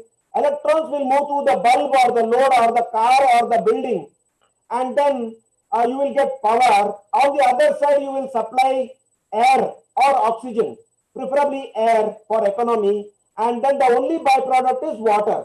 So it will be emission free and noise free device for the future, and not very limited by the Carnot cycle. So you will have higher efficiency than the IC engine. So you can see different types of membranes you can make for arsenic removal, also for iron removal, and even for oxygen enrichment from air. Now we are all seeing that the oxygen demand has gone up by 4 times due to the COVID situation. So now we can do 2 methods. So some of the students can think about this research, and in future also it will be very helpful for lung infected patients and for asthmatics, those kind of things. So one is like the present method is cryogenic distillation, which is highly expensive because you are going to compress the air at high pressure and very low temperature you will maintain, and then do the distillation. So all the equipment is imported, and it is very expensive process as far as running costs are also concerned. So you can either use a membrane which is more selective to oxygen, or you can use a zeolite which is selective to nitrogen. It holds nitrogen and allows oxygen to go through. So that is called as pressure swing adsorption. So either do pressure swing adsorption or membrane to separate oxygen from nitrogen and get enriched air so that you can pre-treat asthmatic patients, COVID patients, and also those who are suffering from lung diseases for the future. The other colorful membranes that you can see are for fuel cells. So I will show you how the membrane is prepared in the lab at IICT. So you make a solution like honey that is as viscous as honey. So the viscosity is 5000 centipoise or 5 pascal second. This is a dry run.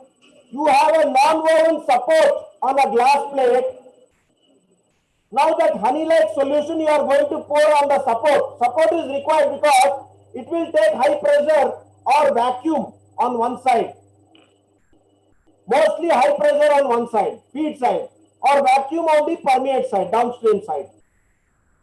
So now you have spread that solution on the fabric, supported fabric, and now we are going to put it in a water bath to do phase inversion.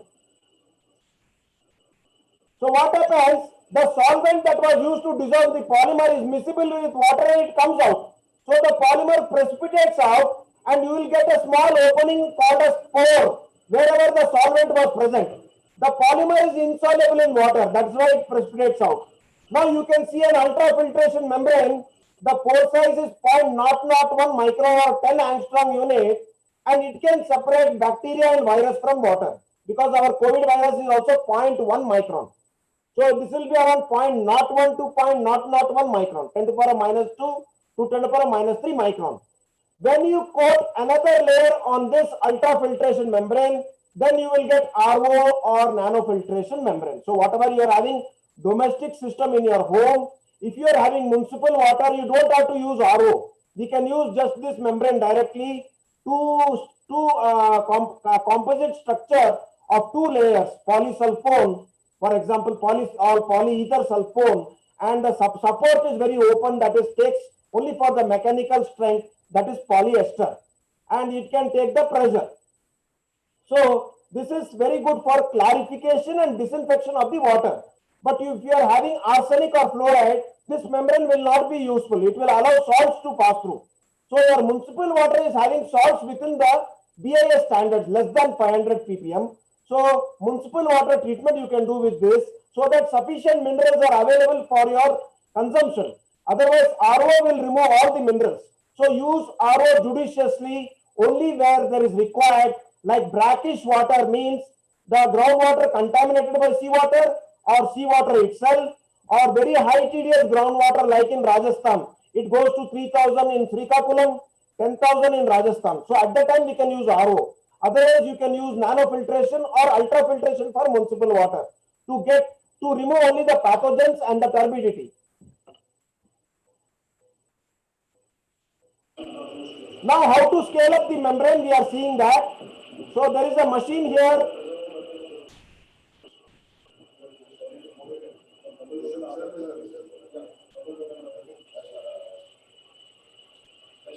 We are having rollers and the fabric is going to move through these rollers. So this is your domestic size module.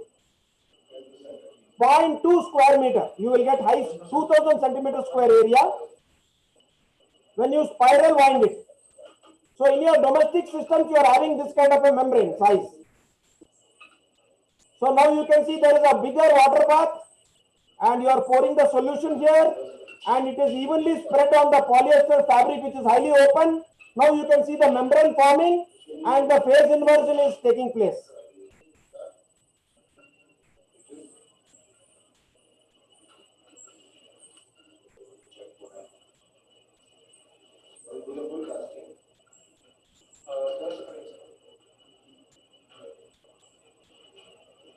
So this is again ultrafiltration membrane. This is polyacrylonitrile, highly hydrophilic membrane. Now you can see the shiny side of the membrane. This is the back side of the membrane. There will be about 40% penetration of the upper layer into the polyester substrate.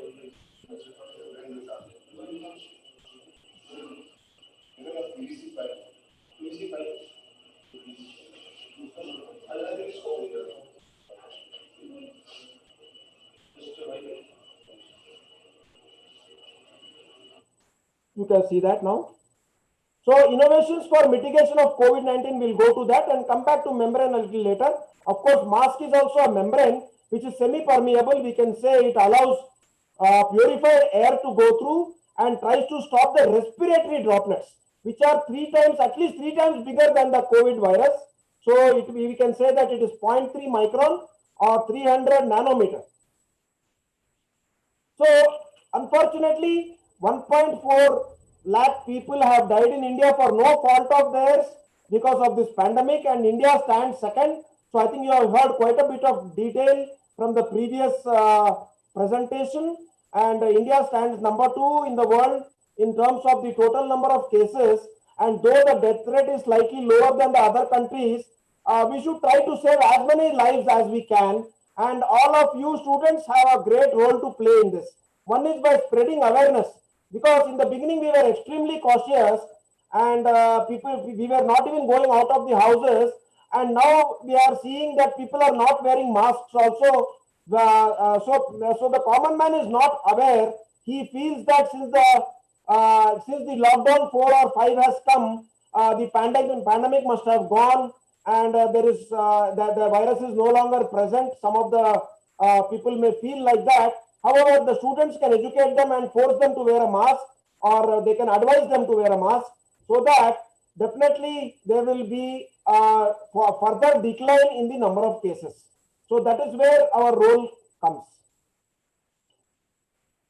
So what is important about this image is that one thing is that the cell wall is a lipid, means oily cell wall. So that is why you are able to protect yourself by cleaning your hands with soap and water. Soap is sodium salt or fatty acid. So you are able to clean your hands. The other thing is that you can use oil in your nostrils, oil in your hands, a slight coating on your face when you are going out.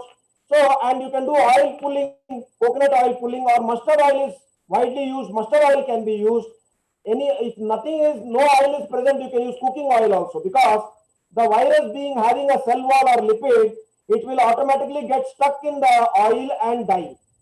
The other thing that we can see from this picture is the size of the virus.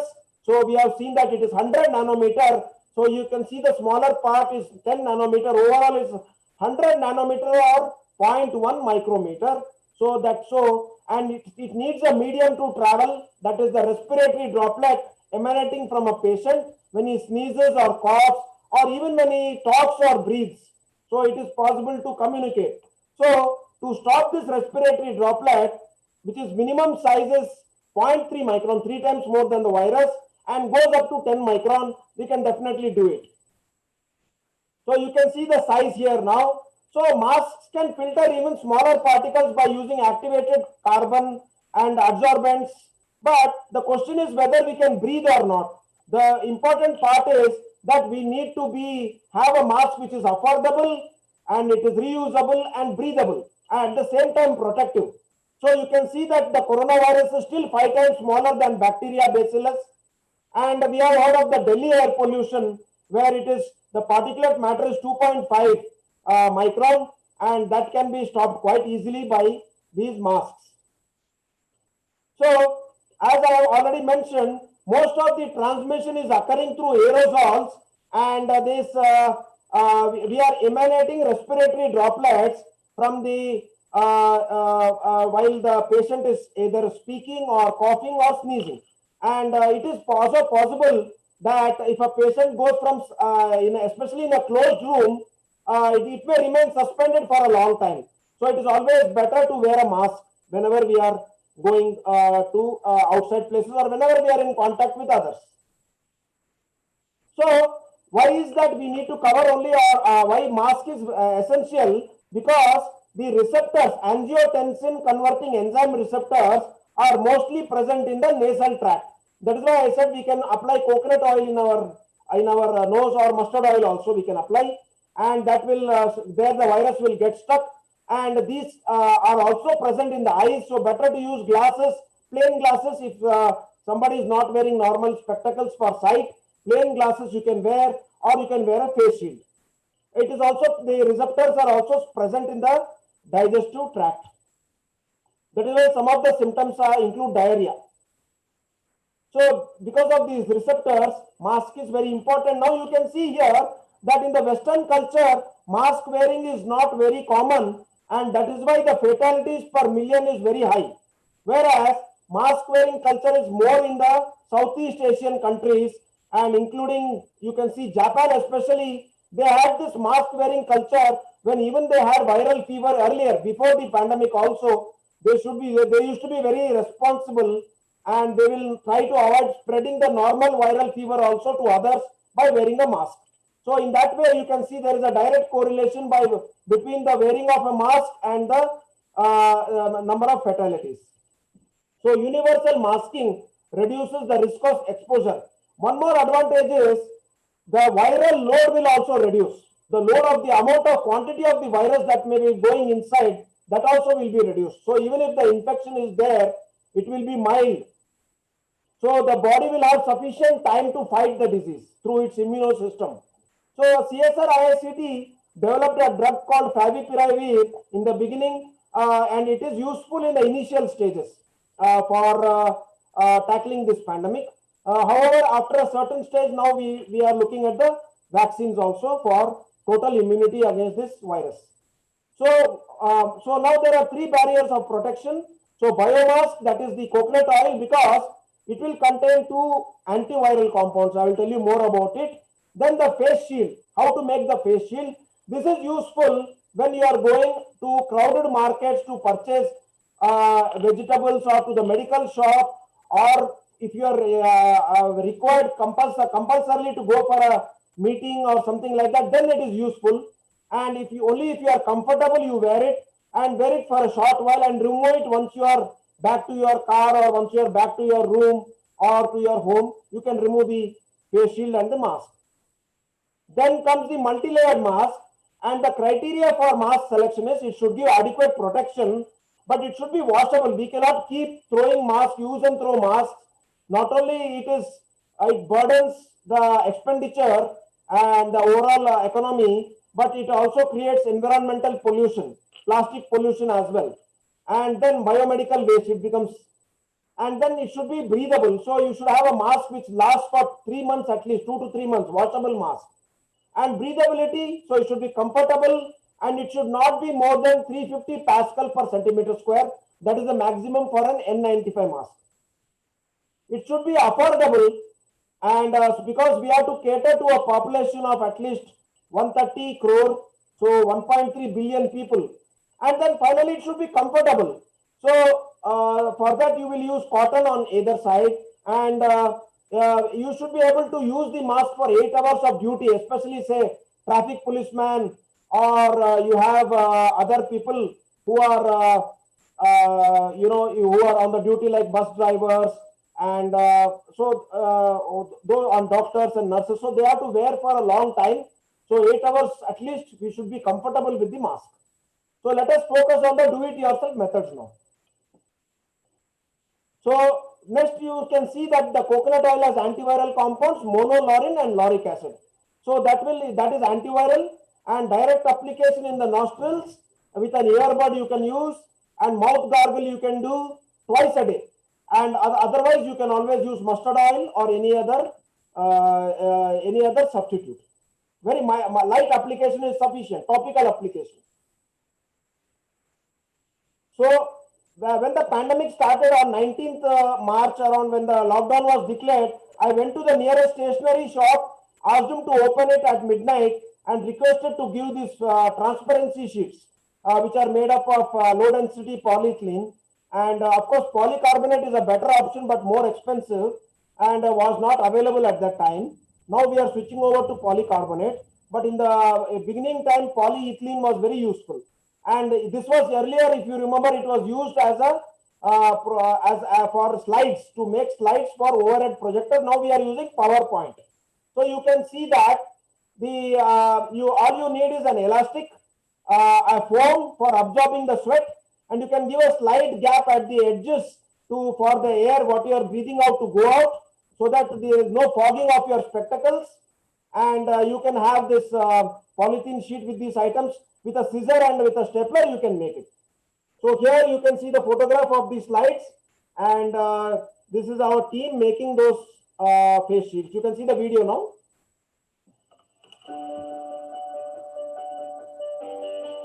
Face shield for additional protection, apart from the mask, you need one transparency sheet, then you need a scissor, marker pen. So a marker pen. First, what you're going to do is, we will, as you can see, we give some curvature. I'm making a curvature at one side, and so that the sharp edges will not hurt your neck or anything. And more air also will come inside from the edges.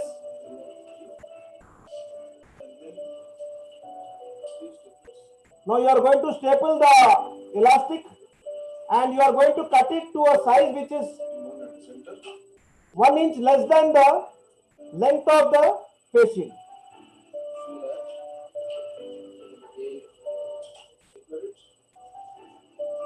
So that it will fasten tightly.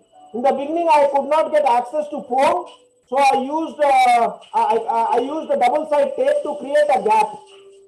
But foam is very useful now, available also. So to absorb the sweat and also create a gap for breathing. I'm slightly smaller than the length so that there is a small edges for the exhaled air to go, and there won't be any fogging of your spectacles or the face shield as such. So you can put Jadavpur University logo or VIEM logo or your college logo, and you can make it, and it is ready now, and more than 3,000 to 4,000 have been distributed free of cost in the beginning for frontline warriors. So with mask, it is very, very close to 100% protection. So started off with our own security people, and then went on to Rachakonda Police, Gandhi Hospital, which was the COVID center for quite some time in the beginning, and other hospitals, supporting staff especially.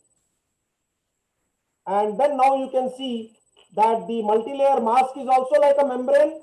So the permeate is a purified air, and the feed is contaminated air with respiratory droplets and pathogens like aerobic bacteria. And now I am going to make a multi-layer configuration, because last year in December when I went to Delhi, there was air pollution. I tried to use a membrane, and then I was not able to breathe at all. A single layer membrane, I tried to use an ultrafiltration membrane, and I was not able to breathe at all. Then I tried a membrane support. Then also I was not able to breathe.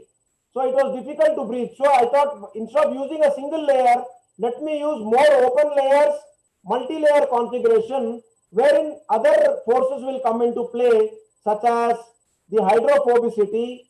So we use hydrophobic layers, at least 1 or 2 layers, and then we have got the cotton layer on either side. And apart from that, it will give a tortuous path for the droplet to travel, and the droplet will be repelled by the hydrophobic layers. The layers are more open, but overall when we go through the 4 layers, it will be tight enough to hold back the respiratory droplets. So you can see the hydrophobic surface, that is the lotus leaf. The contact angle is 160 degrees, and depending upon the more the contact angle, the better. At least it should be more than 90 degrees. So you can see that the pressure required is directly dependent on the contact angle. The greater the contact angle, the greater will be the pressure required to penetrate the mask. So respiratory droplets will not have an easy time to pass through the mask because of the hydrophobic layers in between.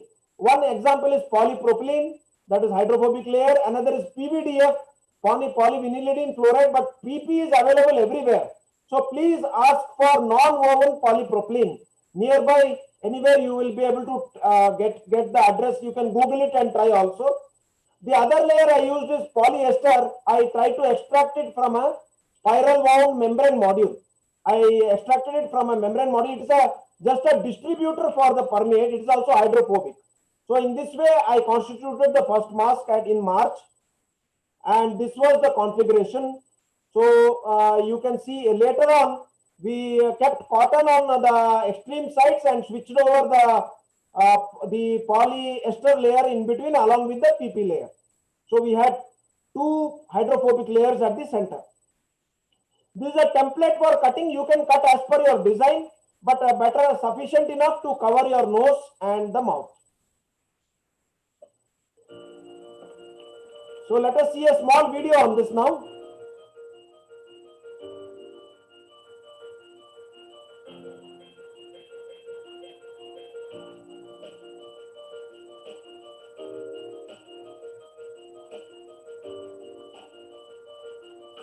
So this is the polypropylene layer.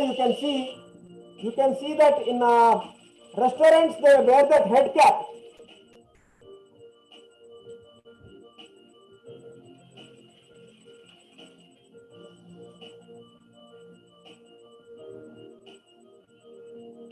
This is that layer that they use. Polypropylene non-woven. Hydrophobic layer. Let us see how it holds the water.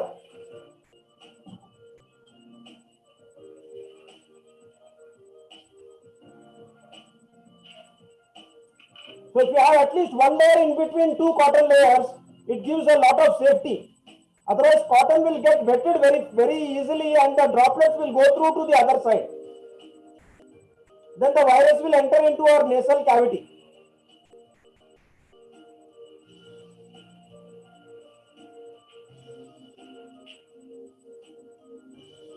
If you don't have elastic, you can make with the cloth itself and tie it around your head and neck. Flame test to see whether droplets are coming out. So candle extinguishing test we can call it as.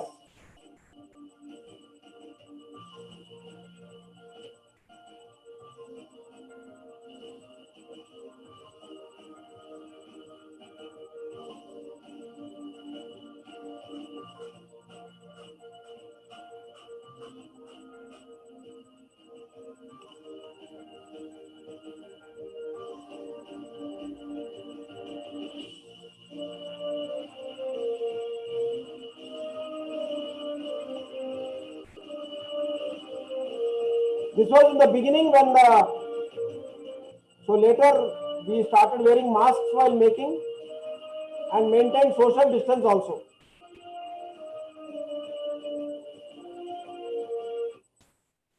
So these are different masks.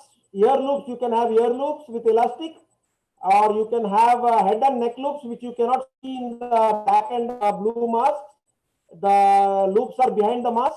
You can that is gives a better fitting, but it is remove and put back, but more advisable, do not remove your mask while talking.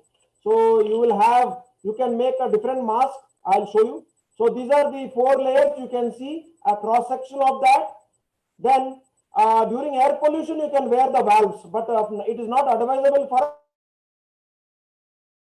return valve. You can breathe out the CO2 easily, and the breathing will be through the 4 layers or 3 layers. You can make a 3-layer mask also. Both sides, extreme sides, cotton layer, and the center that is available everywhere, and handloom shop. And the central layer can be a polypropylene non-woven. So these are different masks. The advantage will be low cost. So we gave the technology to some NGOs to make the masks generate employment. And then we also introduced activated charcoal layer for doctors and nurses. We'll see a small video on that. So now I'm using polyurethane foam. I have to treat it in sodium carbonate solution to remove any isocyanates for safety. Now activated charcoal with a binder. It is there in water. The binder is a polymer which will cross-link upon heating.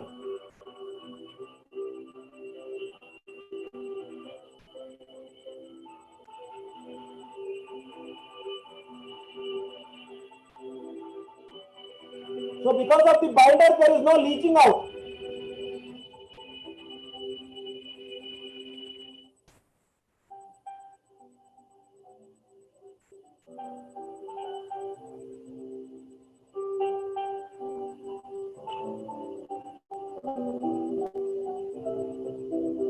After proper testing, we found that the pink layer is cotton layer. After proper testing, we found that we could end with the cotton layer. This is of course for doctors and nurses who are treating the COVID patients.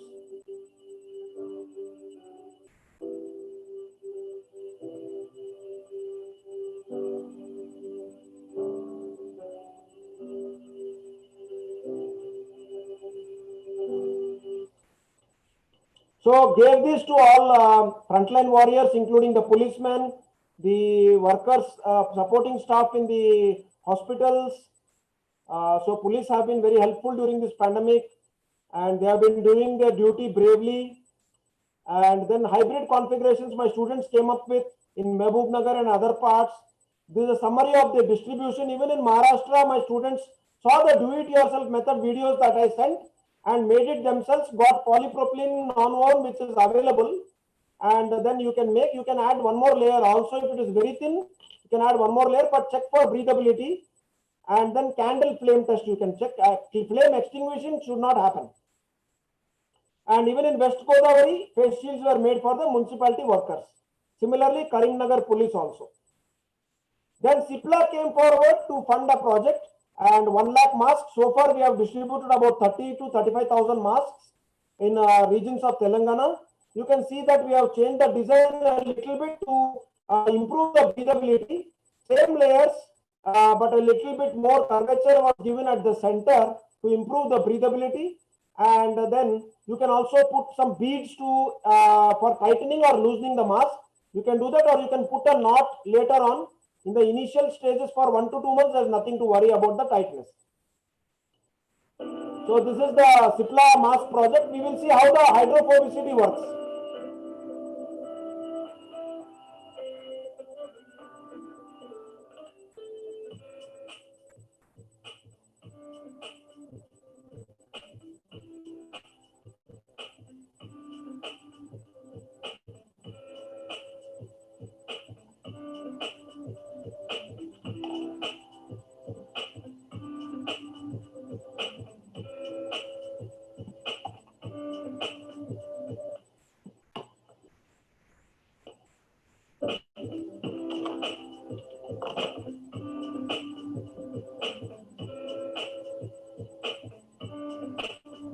So you can test the air permeability or water permeability just like a membrane. So this is the membrane cell, and I can pass both compressed air at a particular pressure or water at a particular flow rate. Generally, the test parameter is 85 liter per minute water flow rate.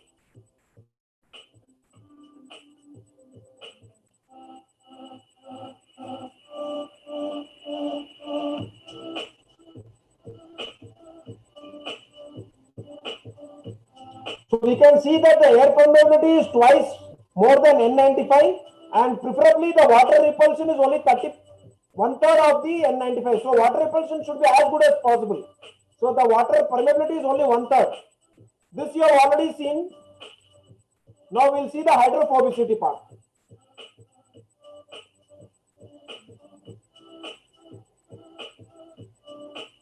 So you can see how the mask holds the water. The droplets cannot go through because of hydrophobic surface, high contact angle, no wetting downstream. One of the layers, this is the polypropylene layer. The previous one was polyester layer.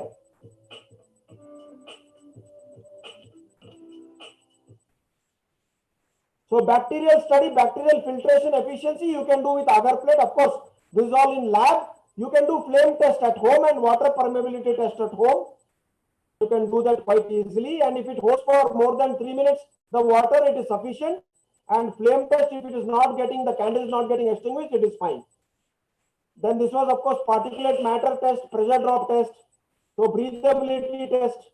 So these all were carried out, and then we came up with this leaflet for NGOs, free distribution for 1 lakh, and then remaining NGOs will also sell, and they will make, they will generate employment.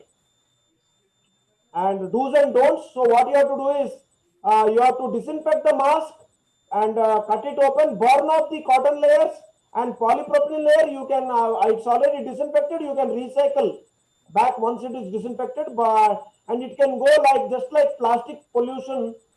When we recycle, it goes for road making. So in some roads in Jabalpur already are made with coal tar is mixed with waste plastic. So distribution, Helpage India, old age homes. Then again other some more old age homes here. Distribution started. This is HIV positive children in Nalgonda district. So my students have gone all over the place to distribute the SANS mask. It is sold. It is freely distributed under the brand name SANS. This is a village in Nalgonda. This is in Vikarabad. Again in Vikarabad. This is in Daulatabad. Then this is in other place in Karimnagar. This is in Gatkesar, Mechal, Malkajgiri district. So on and so forth. Now we come to formulation for alcohol-based sanitizer. Remember that alcoholic beverages will not help because they have maximum 50% alcohol only.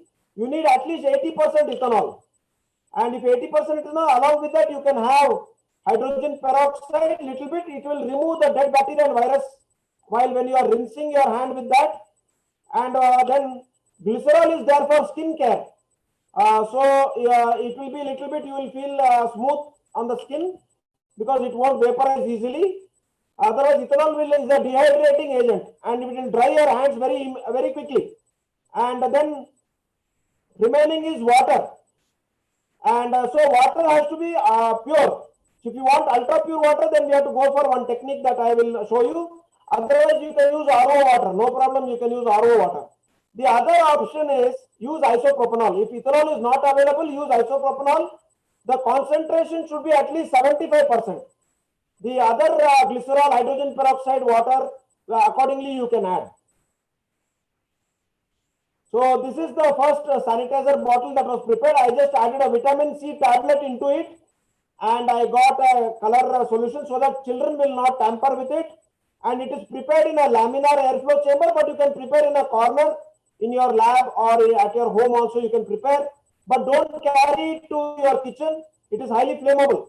And use it sparingly whenever you are going outside. Like for example, traffic policeman is always outside. He cannot use soap and water.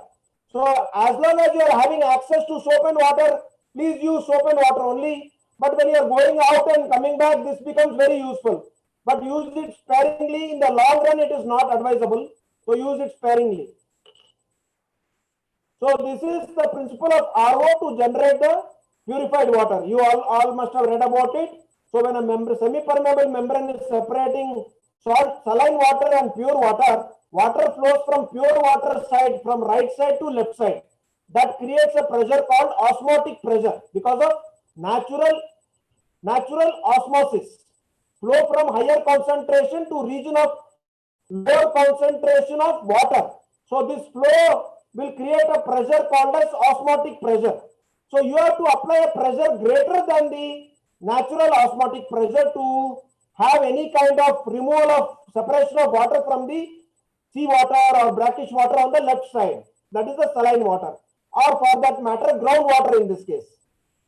So you have to apply a pressure greater than the applied pressure will be given by a pump, and you can apply a pressure greater than the natural osmotic pressure. So say groundwater is containing 1000 ppm or 1000 milligram per liter of sodium chloride, the osmotic pressure is 0.8 atmosphere. So you have to apply at least 0.85 or 0.9 atmosphere gauge pressure. Absolute pressure will be say 2 atmosphere. So gauge pressure will be 1 atmosphere to get any kind of flow through the membrane. So as it goes to seawater, it is 33,000 ppm or 35,000 ppm, 3.5% weight by volume. So the osmotic pressure is 25 bar or 25 atmosphere. You have to apply more than 25 atmosphere. That is why the recovery from seawater is low because of limitation posed by osmotic pressure. So what we did is some 5-6 years back, our chemical biology department approached us and asked us to because they were having a problem with their equipment. The imported mildew and sartorius systems were not working, and their equipment were getting damaged, their bacterial cultures were getting damaged. So they approached us way back in about 2015, and then we intervened and put up a cascaded system without an intermittent pump, and we put resin at the end. So double stage RO, the permeate from first stage goes as feed to the other stage. Double stage RO followed by resin treatment. Now this is a little different type of resin. It is not the one for hardness or softener. This will remove even sodium and chloride because its form is H plus and OH minus. So this was the first system that came up, and cost was only about 25 to 30,000 compared to 5 to 10 lakhs by mildew sartorius. That is why Make in India is very important. We can trust our own products, and it has been transferred to different companies. Plantris Ventures for soil test kit, Care Hospitals for dialysis, and then finally we also patented this invention, and finally we had transferred the technology to Altheon, one startup, and now he is doing well and implementing this technology. You can see the system here. Municipal water is coming as the feed, and through a pre-filter cartridge which will remove dust and other suspended solids. Inside you are having double stage permeate of one stage of one membrane goes as feed to the other membrane. You can see the pressure now. Pumps are there only on the feed side, no intermittent pump. And after the resin, you can see the water coming out. You can see it's only 2 ppm from 400 in the beginning. 2.34 ppm only. So very good for dialysis application and also hand sanitizer preparation. So deionized water, we can call it as, not distilled water, because it is cheaper than distilled water. There is no phase change. For phase change, you need the 540 kilocalories per kg of energy for water to vapor. So this water was used for making these hand sanitizers, and we supplied it to our people who are distributing the ISCT team. And this bigger system we installed 500 liter per hour at NephroPlus chain of hospitals. This is for dialysis application. This did not need a resin. The capital cost was only about 1.5 lakhs, and say selling price is 3 lakhs or so. So it is still 1/5 the rate of what multinational companies were charging. It is much more compact, and we can ourselves maintain quite easily. So in NephroPlus chain of hospitals, it was installed, and around 40,000 patients suffering from CKD, chronic kidney disease, they were treated by using this water for preparing the dialyzing fluid. So one side impure blood flows, another side dialyzing fluid flows. In between you have a hollow fiber membrane. So some letters of appreciation from Altheon, the startup. And this is a touch-free dispenser for sanitizer. And you can see that I have used a repurposed and RO system only. So most of the items I have used are commonly available, including face shield or mask. So in order to immediately adapt to the pandemic. Only thing is the material of construction is slightly different. We have used polypropylene as the body and a little bit of the white color ABS, acrylonitrile butadiene styrene. And this arrangement has a timer, and it has got a sensor, and so electronics students can understand this part. And it has a same RO pump and a nozzle for spraying. Whenever there is a pressure drop created by the nozzle, you will get a spray. Let us see the video on this.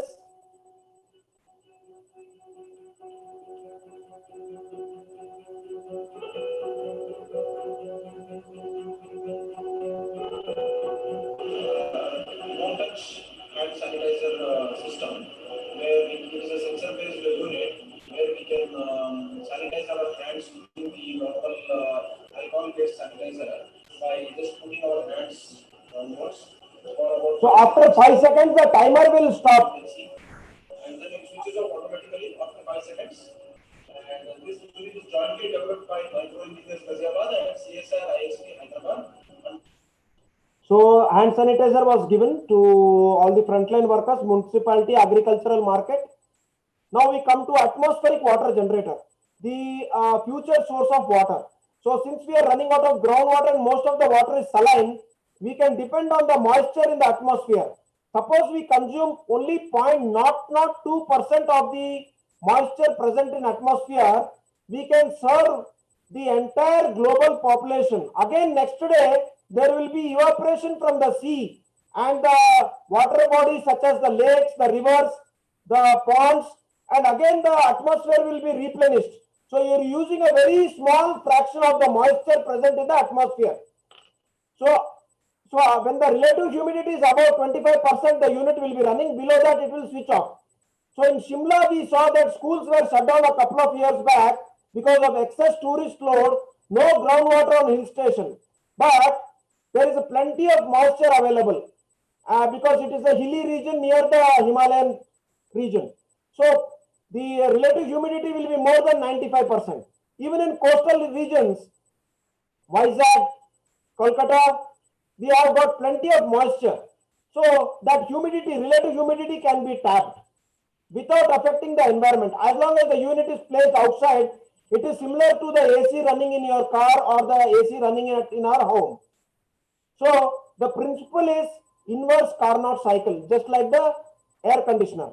What happens is that the air is first sucked in by a fan, which is designed in an appropriate way, and the air goes through the filter and then hits a cold surface. In this cold surface, inside this cold surface, the refrigerant will have evaporated. Wherever there is evaporation or there is a phase change, the cooling will be produced. So after the moist air, where your invisible water vapor will reach the dew point, 4 degrees centigrade, condense and fall down into the tank below. You have got another fan to take out the air that is now free of moisture. And then of course you have got the compressors, because the fluorocarbon, the hydrofluorocarbon is a gas. Now we have moved on from chlorofluorocarbon to hydrofluorocarbon, which is safe for the environment, the ozone layer. So the compressor will compress at around 50 to 55 degrees. It will compress the hydrofluorocarbon into a liquid form, and then it will take it through a valve to the evaporator coil, where there will be a slow release valve, and suddenly the liquid will become vapor. So so this cycle will keep going on: compression, evaporation, compression, evaporation. So a patent was filed for this, and the future aim, we have installed in Secunderabad railway station and used it for migrant workers during the COVID-19 pandemic. But the main dream is to put it in Marathwada and coastal areas. This is because of the water scarcity created by the global warming. This is Marathwada region. And in Jaipur, when I went to MNIT, they said it rains only 15 days in a year in Jaipur. So there is, so we have seen floods in Bengal this year, and we are seeing scarcity on the other side, climate change because of global warming. A small video of this to understand what it is.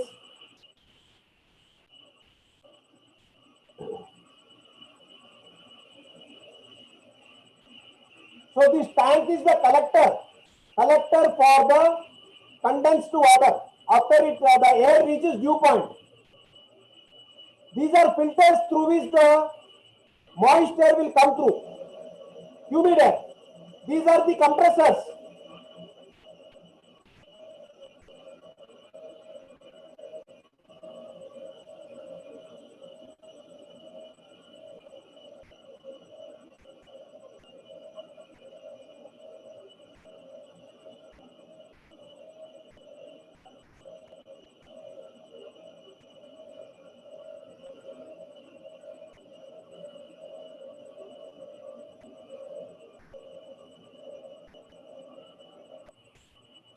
You can see the filters. Now you can see the water coming from the atmosphere directly, air to water. Yeah, you can see the water coming now. But this water is low in minerals. So you have to remineralize the water by dosing small quantity of a concentrated solution. of rock salt. You can add some other salts also like bicarbonate, Epsom salt for magnesium, calcium sulfate for calcium. You can add little bit. But rock salt contains most of it, so 95% will be rock salt. This is the dosing solution and the dosing pump for remineralization.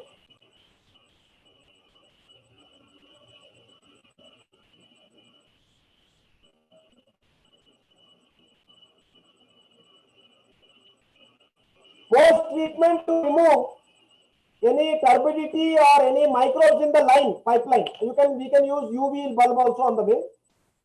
And installed in Secunderabad railway station at 5 rupees per liter if the person brings a bottle along with him. So plastic wastage can be reduced. It is called as Meghdut, messenger from the clouds or the sky. And this is how it was helping during the COVID pandemic.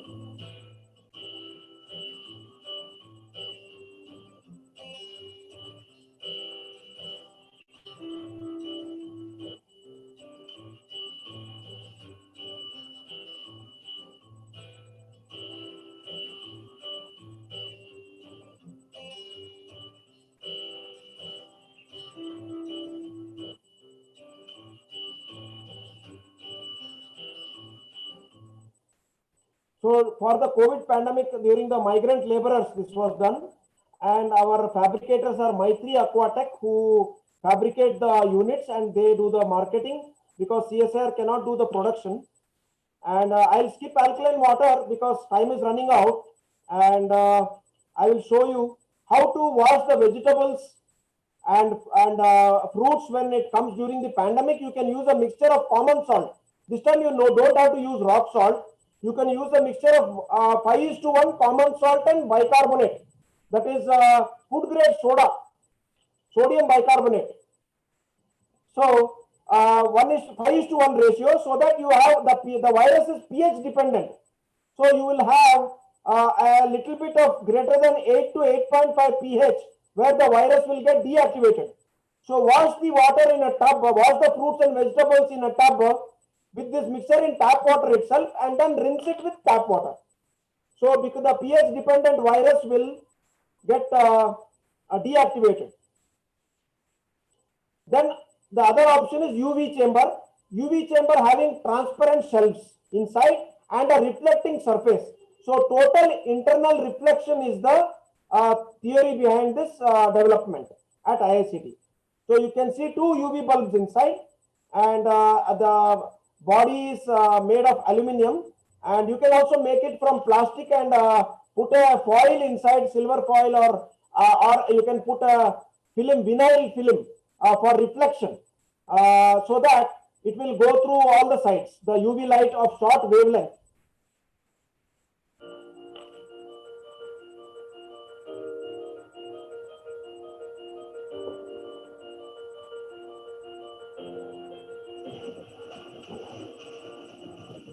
So you can see that inside it is very reflective surface, and the shelves are made up of acrylic, that is also transparent.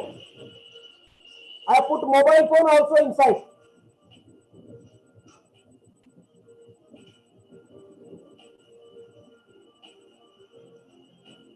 It is harmful to the eyes, so you can just have an inspection window. Avoid exposure of UV to your eyes and skin. You can put a door switch like refrigerator. When you open the door, it should switch off inverse. The light should switch off.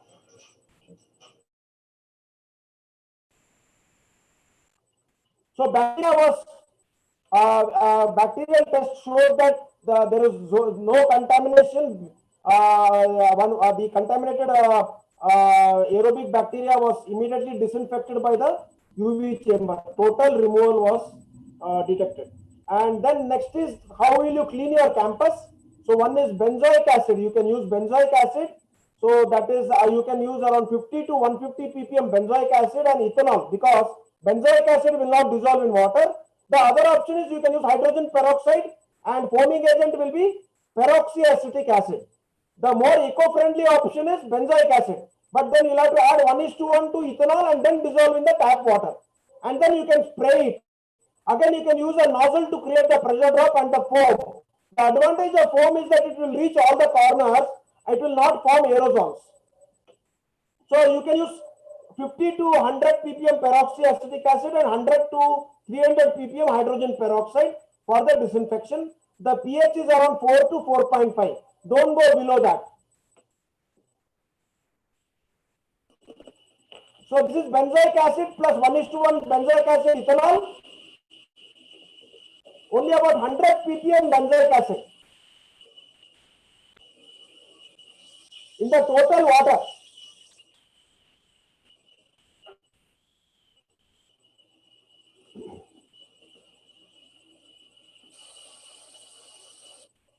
Now use the nozzle here.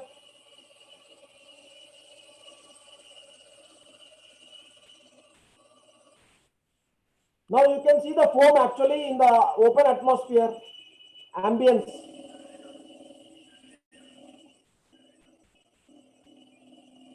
So eco-friendly foam using benzoic acid, or you can use peroxyacetic acid plus hydrogen peroxide.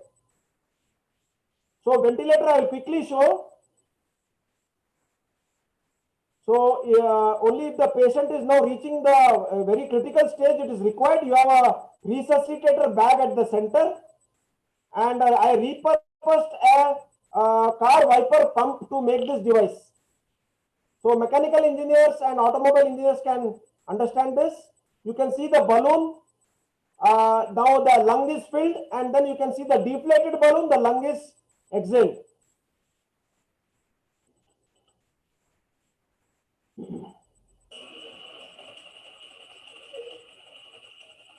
Now I have to add an oxygen enrichment part to this. It is still incomplete.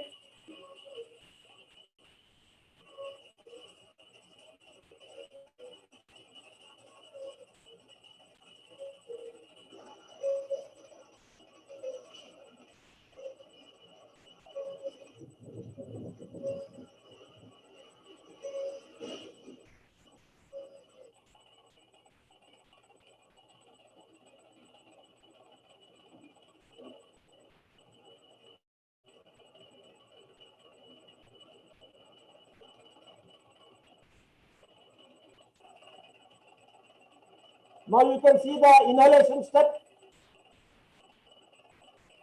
Now exhalation.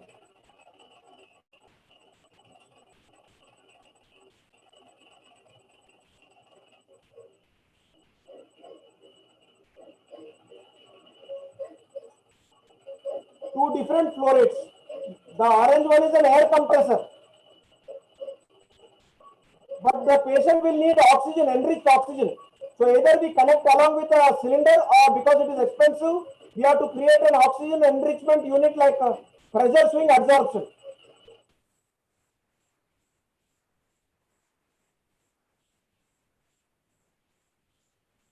This is the inhalation step. This is a car wiper pump inside.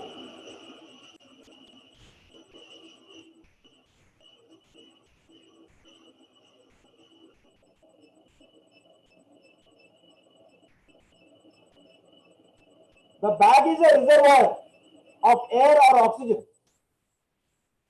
So contaminated water. So we will come to Amphan floods now. So we have seen that entire villages were washed out in Karnataka last year, and the principle is ultrafiltration. The membrane is the same like dialysis, but the principle is here is molecular sieving and applied pressure. Whereas in dialysis, it is concentration gradient. There is not much there. That is concentration gradient. So here it is molecular sieving or size-based exclusion using small pressure. With hand pump also we can operate.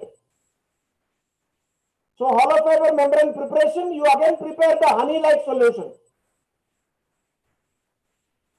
And you have got an extruder or spinneret.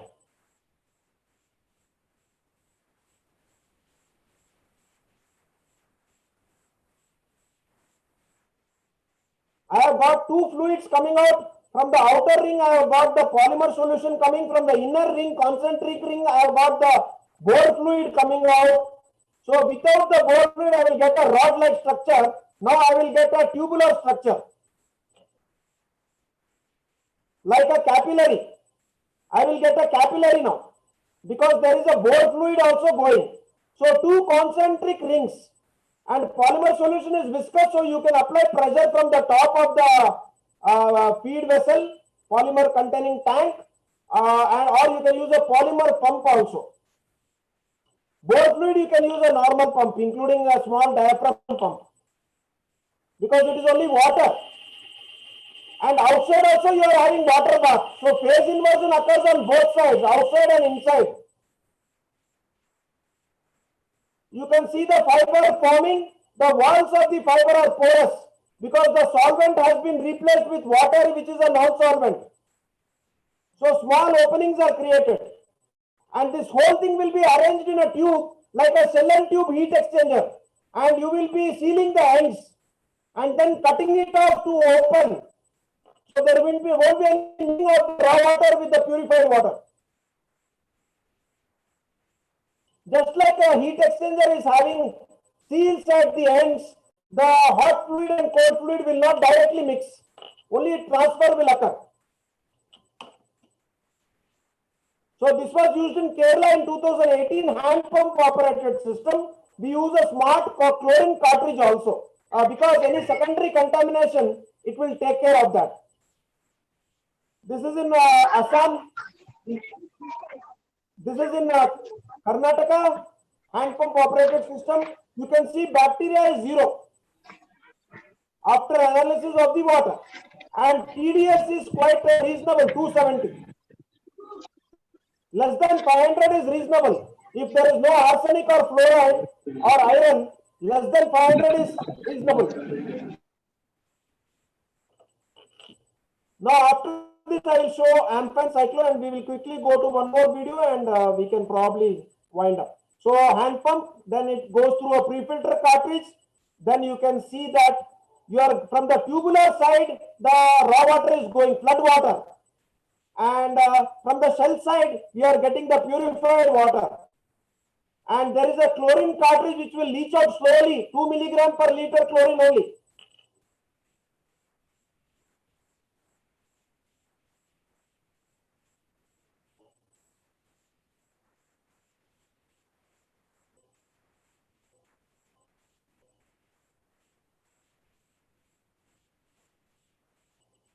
So this is, it was little difficult in Bengal this year because of the COVID. The movement was slow, but we managed in 5 places in South and North 24 Parganas. We had a lot of help from UNICEF.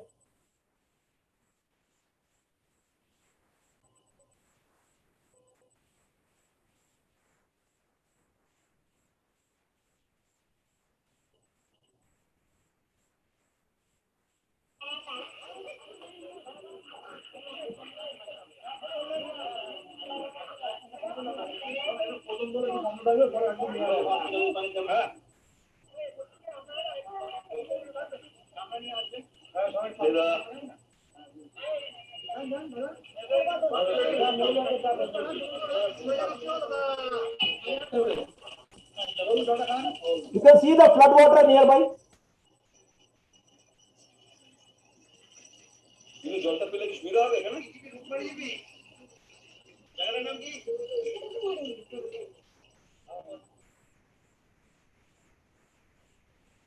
You can see the difference in turbidity.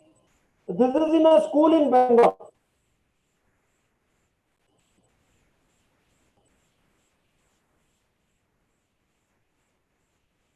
This is in Darbhanga in Orissa.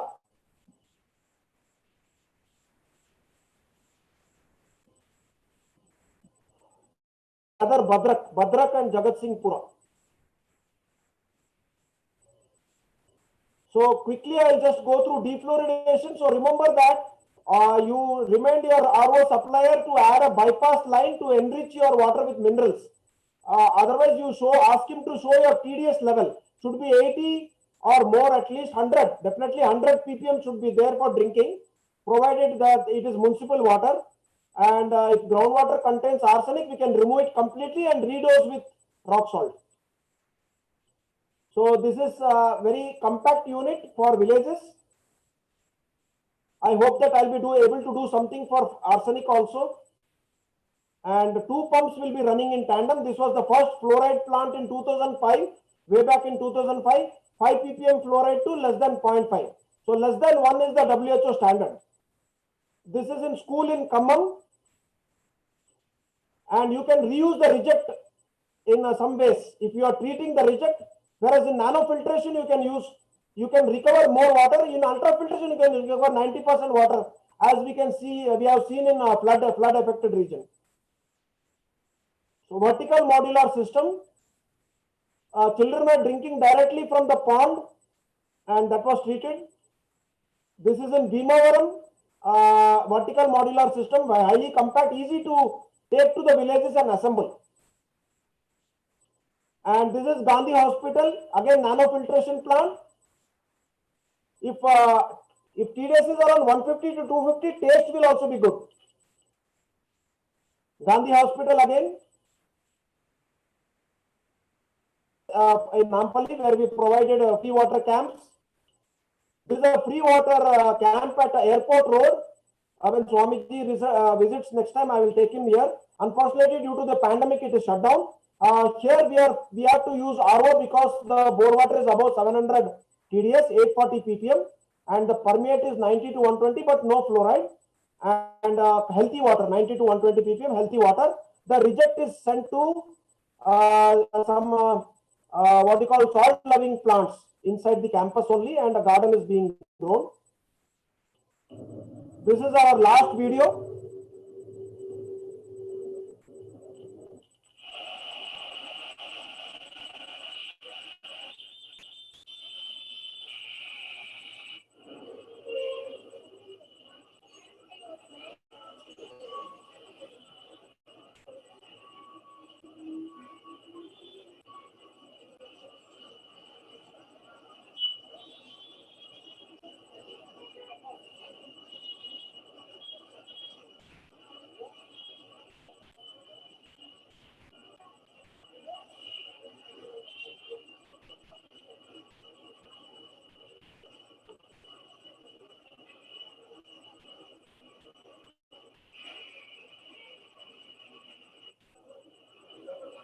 It became a virtual bus stand.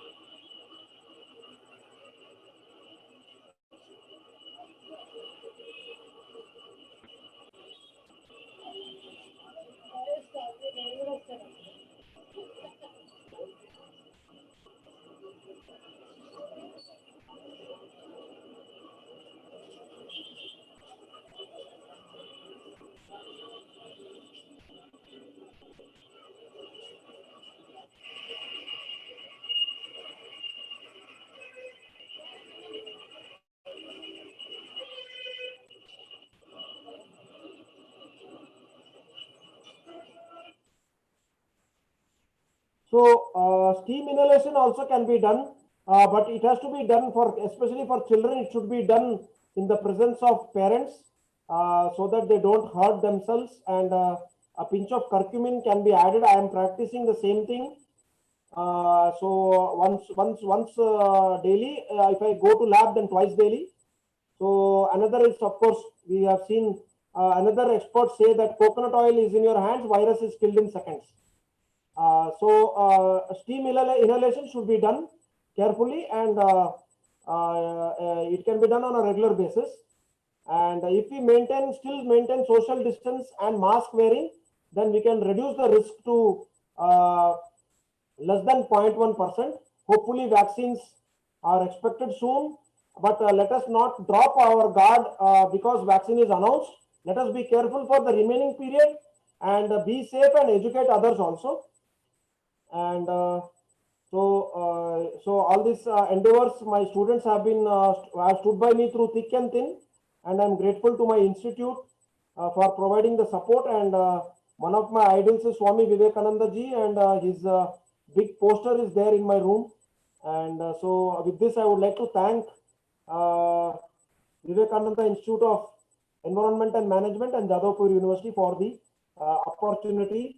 And I hope that I have not taken too much time. 1.5 hours was given. So, so I would love to have your questions. And you can see my videos on Facebook, Sundar Gopal Sridhar.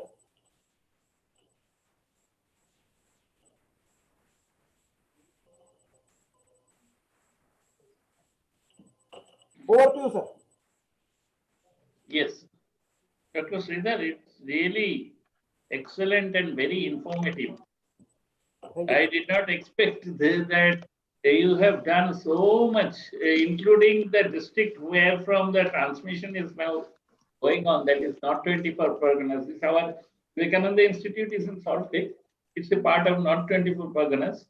So there also you did so much work. So really we are thankful and very, the basic videos and other things are so lucid. Things are so lucid that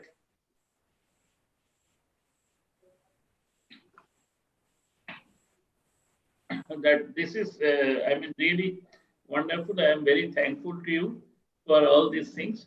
I actually, since the number of participants are so much, so I don't know whether, I mean, they can have the feedback session or not. But the main idea is that I think you start to, I mean, few, MCQ, you please send it so that I mean, you send it to me so that on the last day we will have one examination schedule and that with answers. So naturally, those are attentive, readers, participants. So they will be very confident regarding answering all these things. So with this, with my, I express my great thanks to IACT and also you. And actually, there are so many IACT speakers. Siddhartha is there. Dr. Venkat Mohan, he is also there. I did not tell this time Pradosh, but every time he extends his help and definitely you. So my humble way to thanks to all of them, and let's hope that the COVID will end soon, and then so that we can go physically and we can join and we can see all the endeavors directly. So that is my idea. Thank you very much. Bye bye. Thank you very much, sir.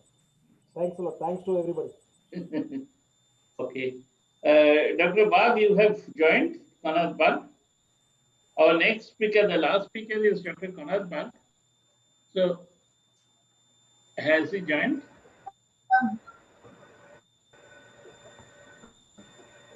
Can you hear me? Oh, surely, yes. Yes, sir. So, Dr. Bhatt, since there is little bit of, network problem, so I directly tell you to introduce yourself and start the presentation. Start, please. Hello? Am I audible? Yes, yes, surely. Dr. Bhatt, please carry on. Please introduce yourself and then start your, deliberation. Okay.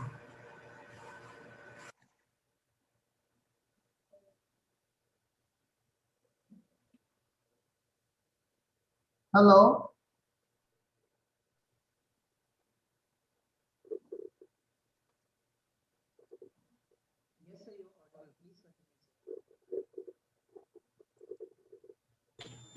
Hello. Hello? Yes, sir. Yes, you are. I am. Hello, I am audible to everybody. Yes, sir. So, any of you, maybe Ishita or Preeti, any of you can unmute and communicate with me.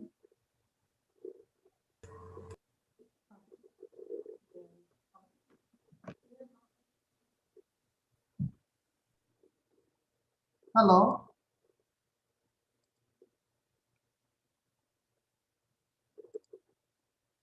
Yes, sir, you are audible. Yes, sir, you are audible. No.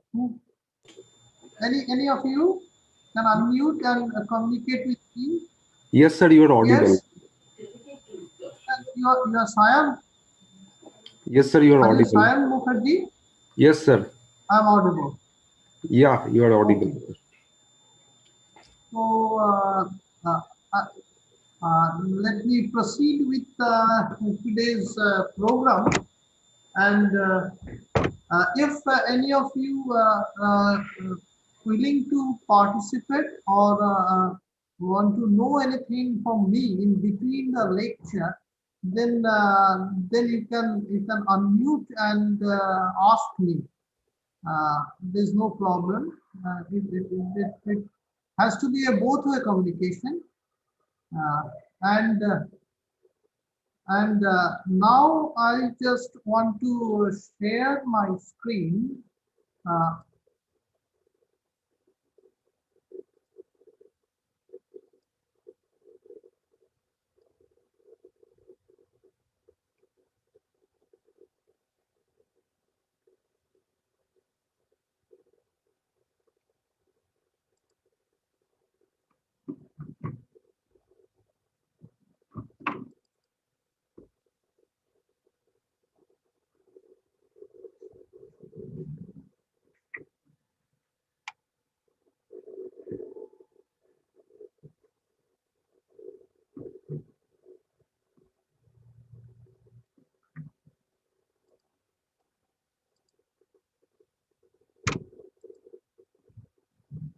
Uh, yes, Sayan, can you please tell me what is there in your screen? Sir, introduction to occupational health. Okay, that's fine. Now let's start with today's program of introduction to occupational health. And this is me, Dr. Konad Bag. I just want to give you a brief introduction of myself. I have done my graduation from Artikar Medical College, Calcutta, way back in 1990. After completing my MBBS degree, I joined the Indian Navy to serve there as a medical officer. After 5 years, I joined All India Institute of Hygiene and Public Health, where I did my diploma in industrial health. And after completing my diploma, I joined World Health Organization to serve as surveillance medical officer in National Polio Surveillance Project. After that, I joined West Bengal Health Service, and now I've been working with West Bengal Medical Education Service as a faculty of physiology in Murshidabad Medical College. I have done my post-graduation in physiology in 2017.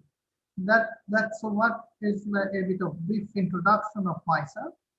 And I hope that we'll be able to interact something about occupational health. I have been assigned to give three lectures. One is this introduction to the occupational health, and today and tomorrow we'll be having occupational disease with special emphasis on dust and pneumoconiosis. And again, sometimes later in this week, we will have accidents and sickness absenteeism. Yes, to start with the introduction of occupational health, let's go for the learning objectives of today's session. The learning objectives of today's session is what is meant by occupational health, and what is ergonomics, what is occupational environment, what is meant by hazard, risks and outcome, and what is actually meant by occupational hazards. To start with, what is meant by occupational health? If we go by the definition of occupational health, uh, uh, it is somehow like this. Occupational health should aim at the promotion, maintenance of the highest degree of physical, mental, and social well-being of workers of all occupations. I just want to emphasize on three important things. The physical, mental, and social well-being. This definition has been coined by a joint ILO and WHO Committee of Occupational Health. In this context, I just want to tell you that there are certain organizations which are very, very important organizations in the fields of occupational health. One such is ILO, International Labour Organization. They have their headquarters there in Geneva, and definitely in the field of health, the topmost organization is World Health Organization. They also have their headquarters there in Geneva, Switzerland. And both this organization in a joint committee, they have coined this definition. And as I have already told you that most important aspect of this is the physical, mental, and social well-being of the workers.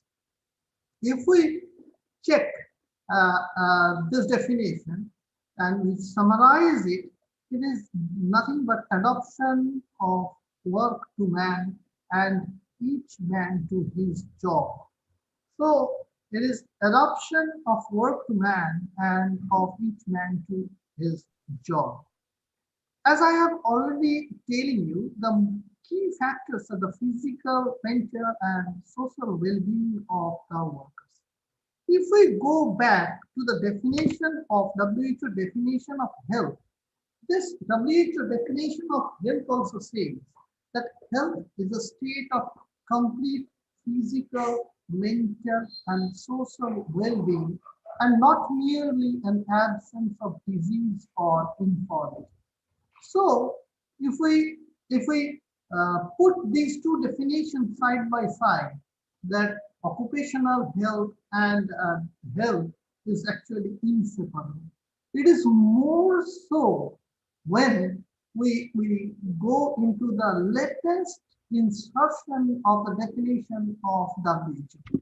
That says this health will enable an individual, will create an ability to lead a socially and economically productive life.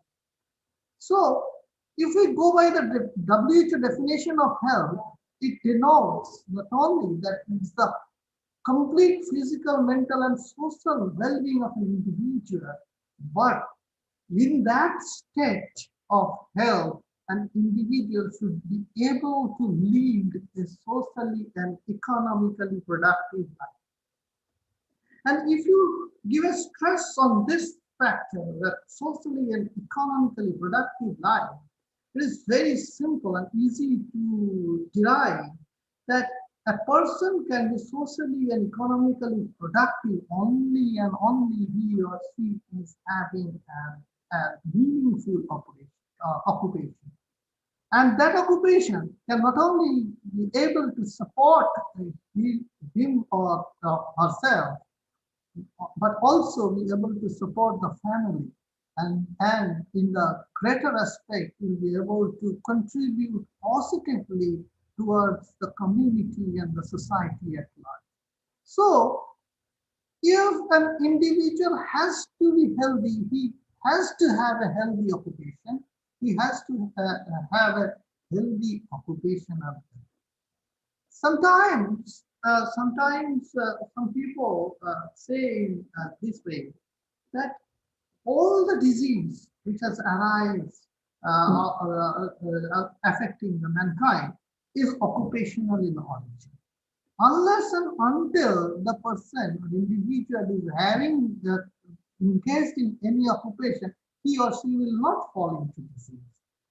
It may be a very simply a aspect, but definitely disease and occupation is having a very close relationship.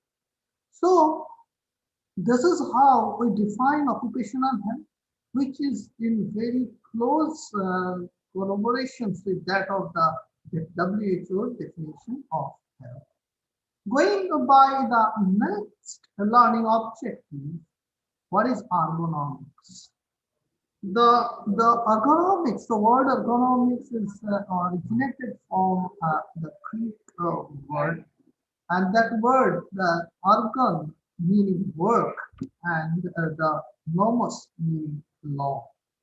So actually, the ergonomics is meant by fitting the job to the worker. Fitting the job to the worker. If we go by our training process, what we have been trained for? We have been trained for doing a particular job. So suppose an individual is learning engineering. He has been actually trained to do some specific. The person who is graduating in the medical science, he is actually trained to perform a particular job. So it is actually, the process is actually fitting the man to a particular job. The training of an individual is fitting that individual to a particular job. But if we look in the other way around, whether a job can be fitted to the worker, whether a job specification can be changed in such a manner so that the worker can perform in a better way, can perform comfortably, can produce more, and he will have a well-being in his occupation. So this perspective is actually ergonomics.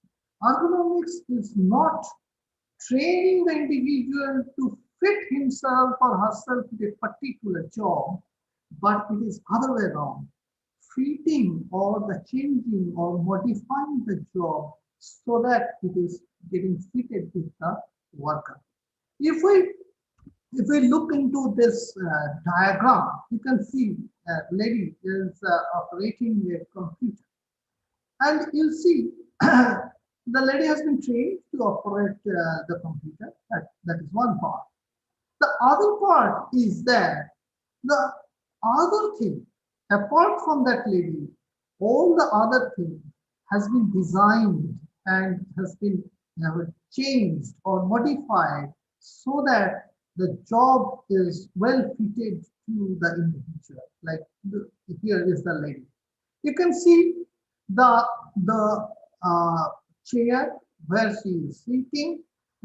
It's been placed in such a manner so that the height it can be adjusted.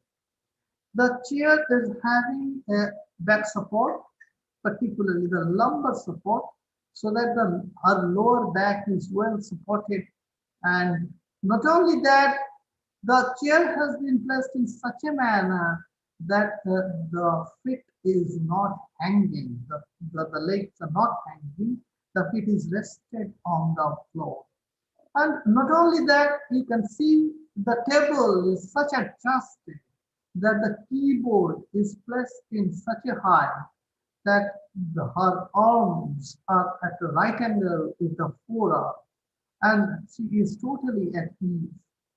The monitor has been placed in such a height that the viewing distance is about 19 to 24 inches apart, and the viewing angle is covering the screen, and so that without tilting her head, she can view the whole screen.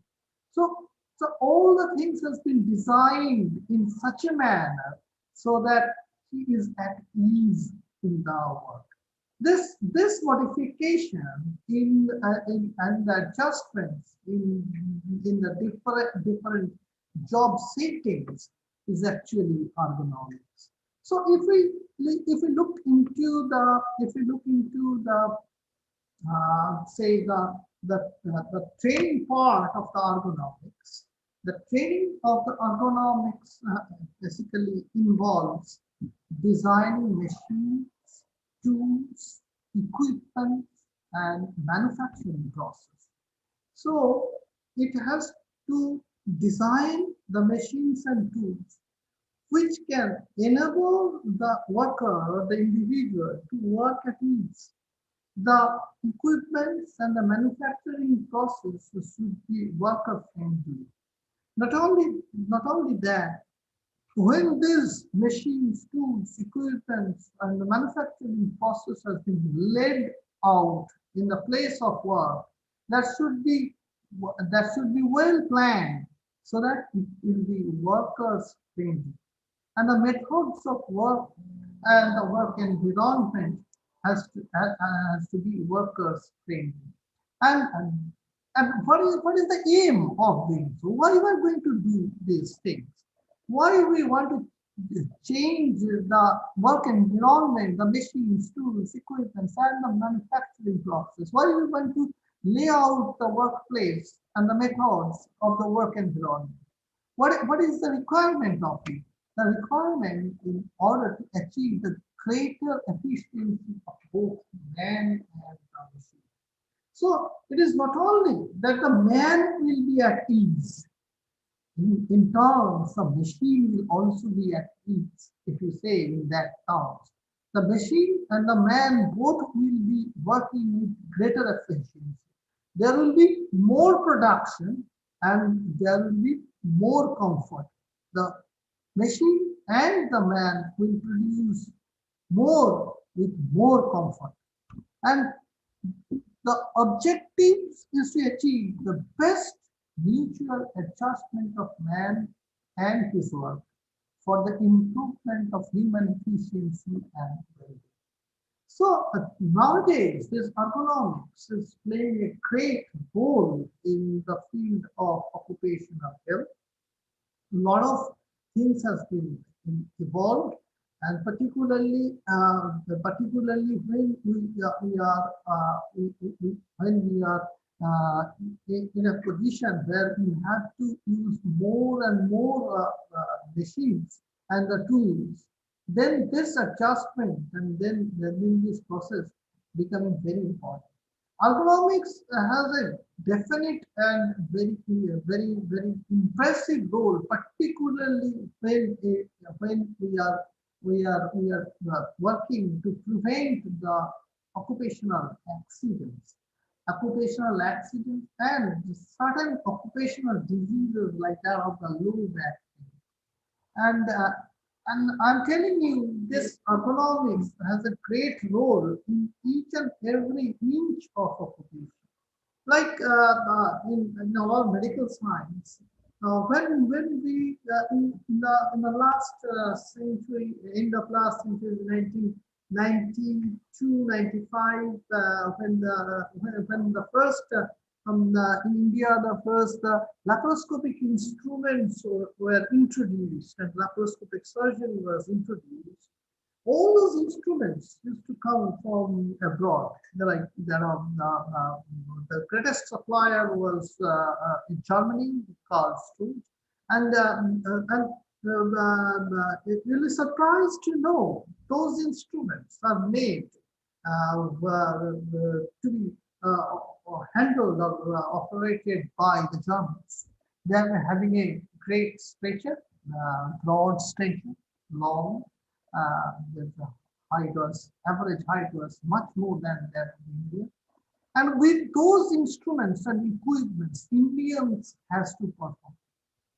The surgeons has to had a lot of difficulties. The surgeons used to have difficulties in operating. They had a lot of they developed a lot of musculoskeletal problems like that of the chronic pain, low back pain, shoulder pain, even some frozen shoulder, and really it was painful. So there is in each and every aspect of occupation, I'm telling you, there is a scope of ergonomics. And ergonomics can really help a lot in the production process. The next topic is what is occupational environment. As the word environment, we mean that things around. We say that in our environment there is sky, there is water, there is the soil, and we are having the animals, we are having our fellow human beings, and all. And if you go into the microscopic details, we are having microorganisms, and we are having the fresh air, we are having the pollutant air also. So each and everything around us is making the environment. So also in the field of occupation.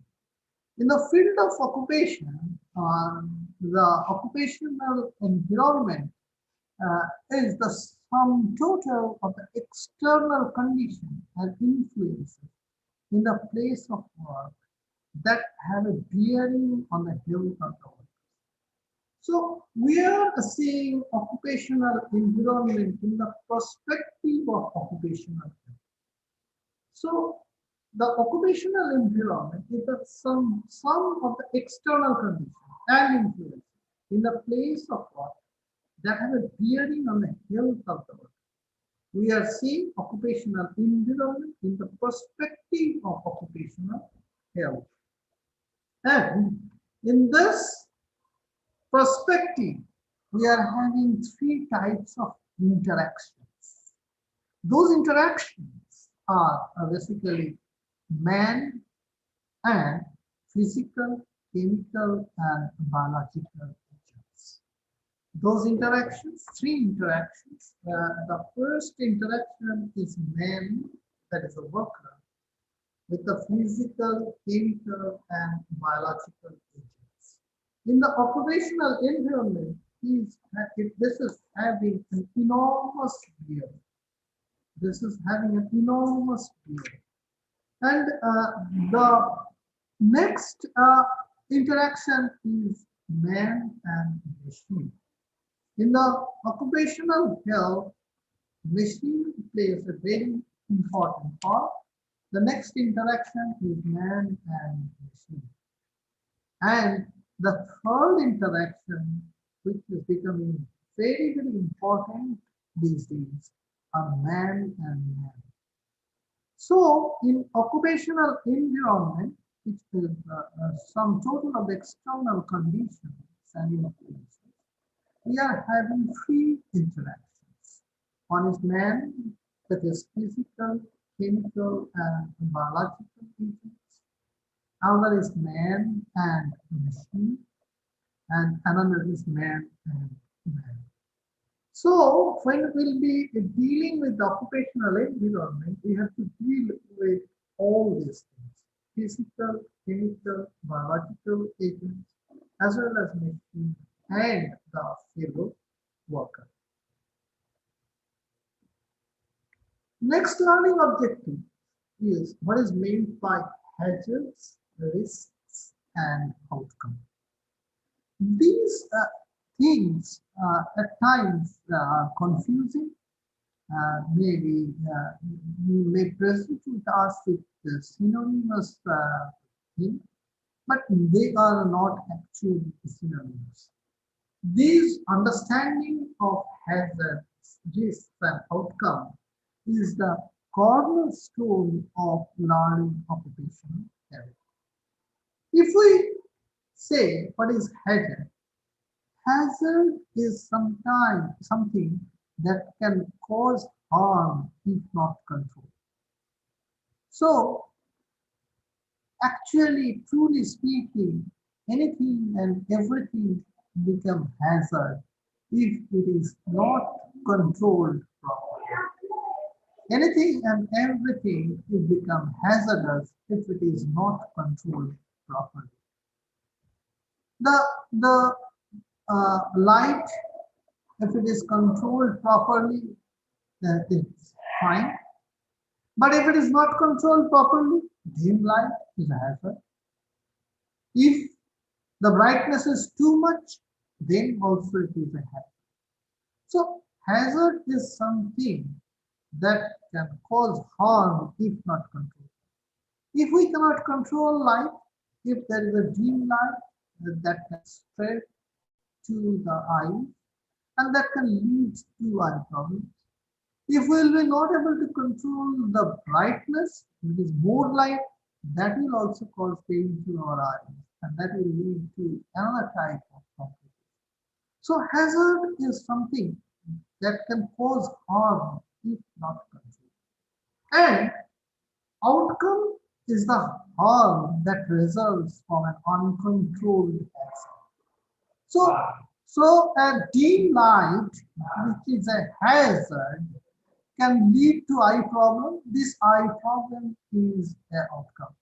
Even the bright light that can lead to eye problem, that eye problem is also the outcome. So hazard is the cause and outcome is the harm that is caused by the hazard. Now, what is risk then? What is risk then? The risk, if you see, the risk is a combination of the probability that a particular outcome will occur and the severity of the harm involved. I just want to continue with the same example. I have told that dim light is a hazard if it is dim. Light is a hazard if it is bright. An outcome may be eye problem. But the point is that suppose an individual is working, and for that matter, there is a power drop, the voltage drop is there, and the intensity of the light, the brightness of the light changes to dim, and he has a pressing requirement, and he has to continue work for say 1 hour or 2, and after that it becomes all right. The power restored, the voltage comes back, and again the brightness becomes adequate, and that individual becomes confident.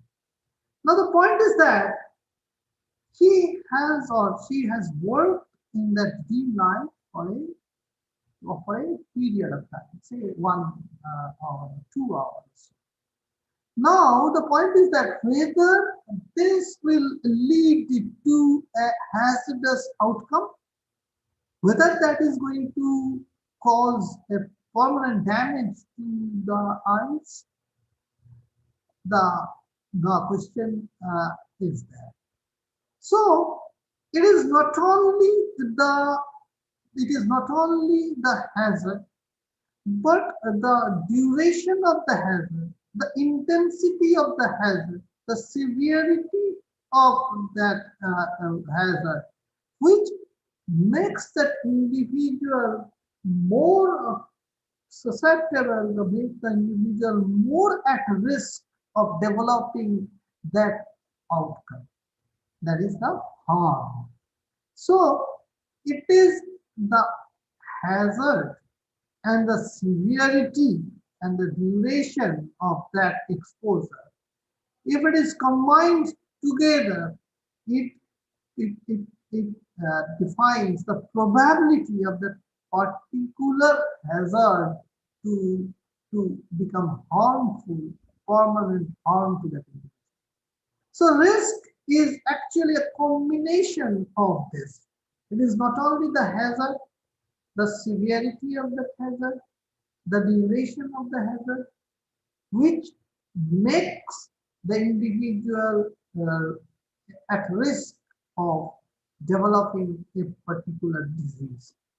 So risk is defined as a combination of the probability that a particular outcome will occur and the severity of the harm involved. Now, we are coming to the types of hazards. Types of hazards we face in our occupational field. Basically, we face physical hazards, we face chemical hazards, we face biological hazards, we face mechanical hazards, and we face psychological hazards. In the occupational field or occupational health, these are the main 5 types of hazards faced by the individual. There are physical hazards, chemical hazards, biological hazards, mechanical hazards, and psychological hazards. Now, the point is that under the heading of physical hazard, we have a multiple types of things.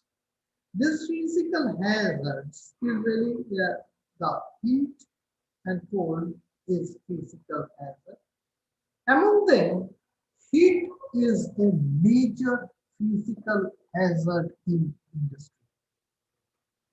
There are a lot of industries where heat is a major physical hazard. These are like that of the ovens, furnaces found in the foundry, the glass and steel industries, and these heat hazard causes havoc in these industries. If we look into those industries, there are certain spots which are more hazardous in terms of heat exposure. Those spots are considered as hot spots, like near the oven, near the furnaces, or there may be some places where there is radiant. So not only the heat is a problem in different industries, different type of heat is problem in different industries. Like that, in the foundry, glass, or steel industries, it is the radiant heat which is the problem. You will find that there are things which are hot, glowing, and heat has been radiated from that objects like that of the foundry, like that of the oven, and it is being harmed to the workers. But if you go into some other industries like that of the cotton industry or a jute industry, there also heat is a problem.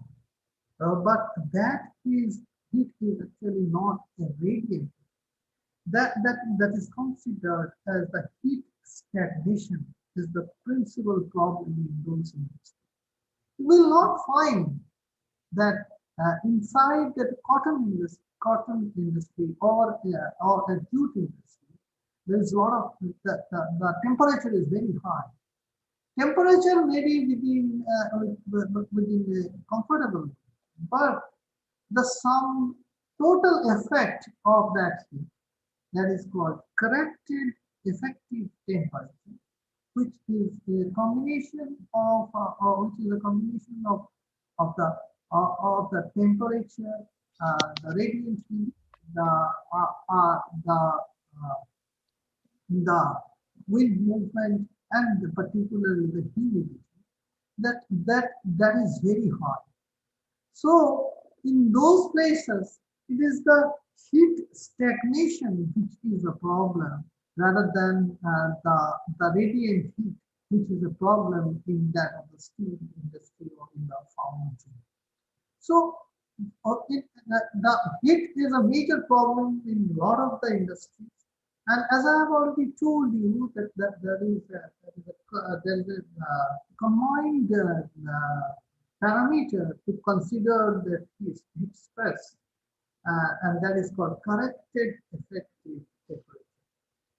So the corrected effective temperature, if it is about 69 to 80 degrees Fahrenheit, then it is in the comfort zone. If you convert it into centigrade, it is about 20 to 27 degrees centigrade. And if it crosses 27 degrees centigrade or 80 degrees Fahrenheit, then it's become uncomfortable. And this uncomfortable situation leads to a lot. It can lead to a direct, very high temperature, or heat can burn an individual. That is an extreme condition. Apart from that, there can be heat exhaustion, there can be heat stroke, there can be heat cramps. And not only that, it increases the accident rates of the industry. It increases the accident rates of the industry. And at the same time, in the long run, it has been found that the morbidity of the individual increases, as well as the productivity of the individual also increases. So these are the problems of heat hazard. I have discussed this thing in a bit details, because in the total curriculum, we will not find any scope of discussing the heat hazard and the problem of heat in the industry, because that is not in our curriculum. So I thought it's an opportunity to at least give you some impression about the heat hazard in the industry. It is really, really a major hazard in the different industries. Cold at work are also having problems, and not many industries having this problem. The problem is at times there when there is a food processing industry, where the individual has to work in a very low temperature condition. It can lead to different problems like that of the chilblains, like that of the erythrocyanosis. Or if a person has to work in a moist or wet cold situation, it can lead to immersion fit food or frostbite. But these are not very common, because cold as such as a problem in the industry is not very common. The next physical hazard is the light. As I have already told you, light is a problem if it is dim, light is a problem if it is bright. So the acute effect of poor illumination is there, that eye strain, headache, eye pain, and these things are there. But if this individual has to work for a long time in dim light, days on and days after days, like the individual will work in mine. I don't know how many of you are having an experience of going inside the mine, coal mine for that matter. It is really pitch dark. It is really pitch dark. If the light inside the coal mine is put off, even you will not be able to see your hand even if it is placed in 1 inch in front of your eyes. It is literally pitch dark. And even if the light is there, it is always ill illuminated, because all sides of in the top, in the bottom, in the right place, everywhere, it is dark black. And whatever light is there, it is getting absorbed over there. Not even a single ray of light is getting actually reflected. And that is why there is an ill illumination throughout. And if an individual has to work there for a long time, for a shift of 8 hours or 6 to 8 hours or months together, years together, there are certain eye problems developed in those individuals. They are called minor nystagmus. Nystagmus means the jerky movement of the eyeball. So this is one important disease that a lot of minors develop because they have to work in a very ill-illuminated condition for a long time. On the other hand, if an individual has to work in a very bright light for a long time, like that of arc welding. Arc welding, there is always emission of bright light. Yes, individual has to put the eye shield.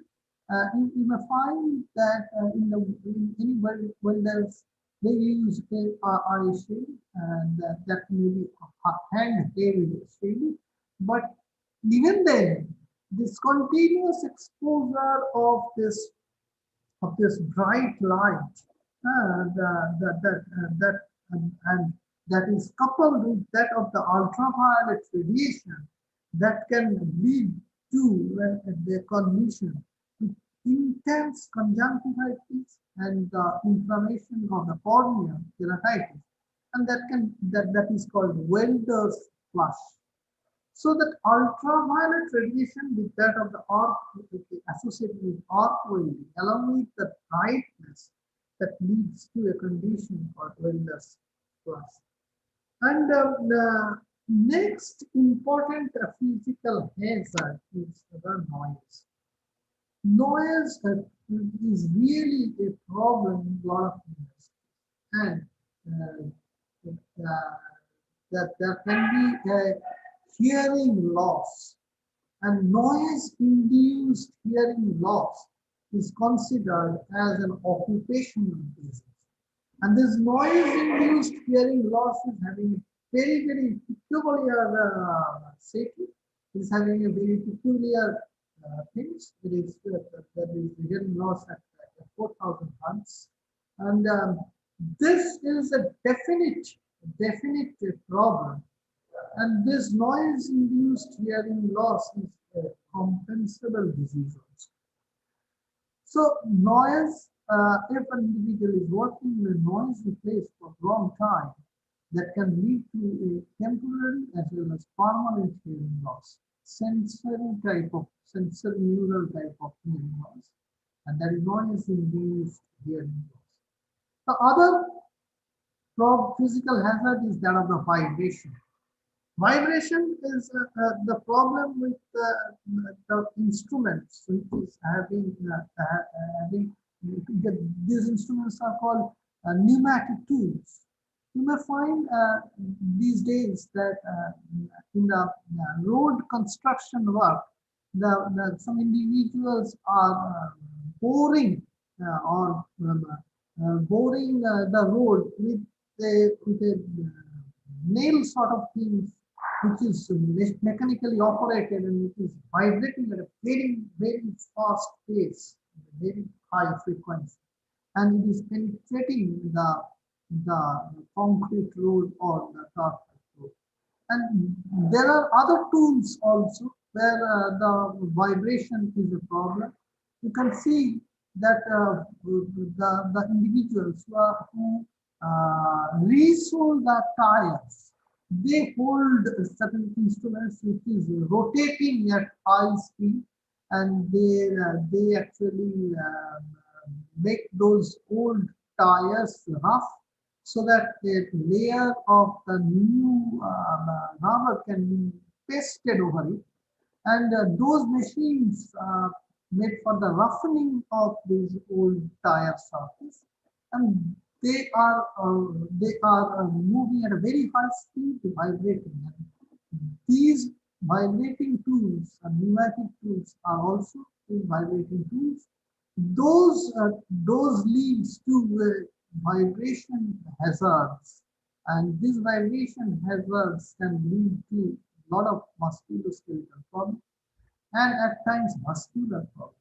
There are there are individuals who suffer from white fingers.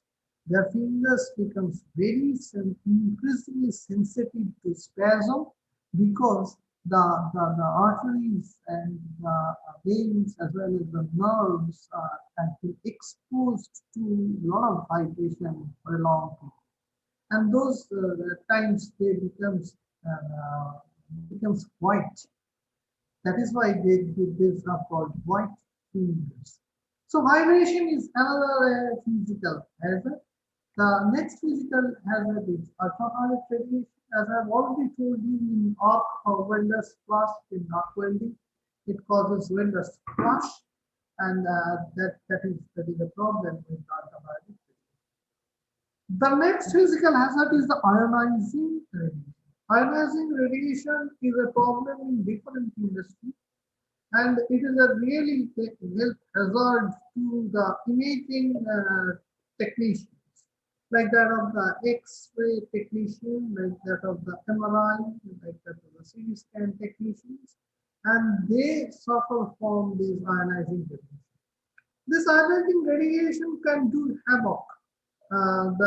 This can lead to genetic changes, and which if the gonads have been exposed, they can even lead to the defective babies from their father or from their mother. Because the gonads have been exposed due to the change in the genetic constituents of the sperm or the ovum. There may be malformed babies. Not only that, they can lead to the cancer, they can lead to leukemia, and they can even lead to the sterility. So, and in extreme conditions, they can lead to death. You may be aware of the Chernobyl disaster happened in USSR, where there is a nuclear plant, there was a blast in that nuclear plant, and there is the leakage of the radiation, radioactive substances. There is nowadays there's a very famous there is very famous serial, Chernobyl. You can go through that also. How they have risked their life to contain that ionizing radiation to be exposed to the other people. It's a very beautiful thing that serial is there in the Netflix. So ionizing radiation can do a havoc, particularly if it is in the nuclear reactors or the nuclear power plant. And but one thing is there, the individual who are exposed to this ionizing radiation, they can wear a lead shield, and on top of that, they can wear a badge. The badge is called the dosimeter, where the cumulative dose of that individual who has received this ionizing radiation is measured, and the whole body occupational exposure is that of the 5 rain per year. So that dosimeter will tell you that how much you have been exposed to the cumulative exposure, and if it were reaching that 5 gram cutoff value, you will be withdrawn from that place of work. So this is a very useful and important protective measure, and also to avert the ionizing radiation, you can use the lead shields. The other hazards are that of the chemical hazard, biological hazard, mechanical hazard, and the psychological hazards. There are a lot of chemical hazards. As I have given some brief description about the physical hazards, I'll just mention some of the important chemical hazards. The chemical hazards, there are a lot of chemicals used in different industries. I'm not going into the details of each and every chemicals. This is a really a different subject altogether in toxicology. That is altogether a different discipline in medical science. But the chemical hazard, the chemical hazard can go for the harm in three ways. Either this chemical hazard has some local action, that is if it has been falling over the skin, or the chemicals has been inhaled, or the chemical has been ingested. And I'm telling you, the most important route of entry of these chemicals contrary to the common belief is not through the skin, not through your intestine, but through your nose and mouth, through the lungs. The chemicals mostly they enter through inhalation. So the systemic effect of the chemicals are basically through inhalation. Anyhow, the chemicals can have its local action, like if it is fallen over the part of the body in the skin, it can be an irritation or it can cause dermatitis. There are a few chemicals that can be absorbed through the skin. Most of the time, the chemicals are not absorbed in the skin. There are some chemicals which are absorbed through the skin. These important chemicals are TNT or aniline. As these two chemicals are absorbed through the skin, they can have a systemic effect. The occupational dermatitis is the big thing. There are a lot of chemicals which causes this occupational dermatitis. And one important consideration is that this occupational dermatitis is actually vanishes if the individual is withdrawn from that. This is an indirect proof that the dermatitis is of occupational origin. Inhalation of dust is also a chemical hazard. I am telling you, I am repeating it again. The dust hazard, the hazard caused by the dust is actually a chemical hazard. Dust is not a physical hazard. Dust is a chemical hazard. Dust can do havoc in the industry. There are a lot of industries like that of the crushing, grinding, boarding, loading, unloading operations. But there are in the mines, in the foundry, quarry, pottery, textile, wood, and stoneworking industries. There's a lot of industries which emit dust.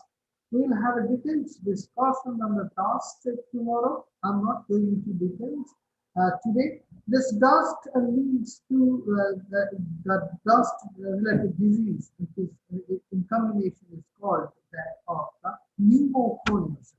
So we'll discuss about the dust and pneumoconiosis tomorrow. The metals and their compounds, they are also causes the chemical hazards. Among those metals, the most important is definitely the lead, and the arsenic, cadmium, beryllium, and mercury also causes problem, but definitely the lead is most important metal, heavy metal that causes problem in the industry. As I have already told you that the ingestion of chemicals is the remote possibility. Usually, if we practice very healthy hygienic practice, then there is absolutely no scope. If we wash our hands properly, if we drink properly, that means the safe drinking water has been used, then the food has been eaten in the proper place. After proper hand washing, there is not very much chance of that of the problem of chemical hazard to inhalation. But one thing is there, that in a chemical hazardous industry, if somebody smokes, this is really, really important. This not only causes becoming a double-edged sword. The nicotine smoke itself causes problem. On top of that, there is inhalation of the chemicals, and as he is sucking the cigarettes, then that finger mouth contact, the cigarette or finger of that cigarette and that lip contact, these all causes inhalation of that hazardous. So smoking is altogether has no scope in health, and particularly so there is no scope in the occupational area. Next, coming to the biological hazards. So biological hazards are not many, particularly in these days of COVID-19 pandemic. COVID-19 is itself a biological hazard, particularly in the healthcare delivery sector.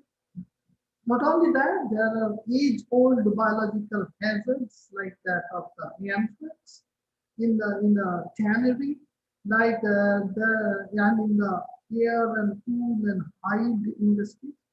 There are biological hazards in agricultural workers, and there are biological hazards there in the food processing industry. Mechanical hazard is important because in industry it is the man and the machine, they are the partners. But I'm telling you, when you are dealing with the accident, industrial accident, you will be astonished to know that it is only 10% of the accidents in totality is responsible for machine. Man is responsible for 90% of the accidents. At times we blame the machines, but industrial accidents only 10% have been found that the machines are at. But anyhow, machine is also always hazardous. And we will talk about those hazards in details when we deal with the accidents in the industry.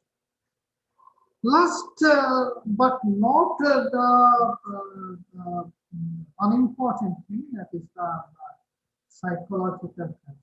Psychological hazard is really a problem these days. There are a lot of psychological hazards. One very important psychological hazard is that the interaction between the co-workers, as well as the interaction between your superiors and subordinates. The man and man interaction in the industry is becoming really hazardous these days. And this leads to the failure of adjustment, leads to frustration, lack of job satisfaction, insecurity, poor human relationship, and definitely the emotional tension.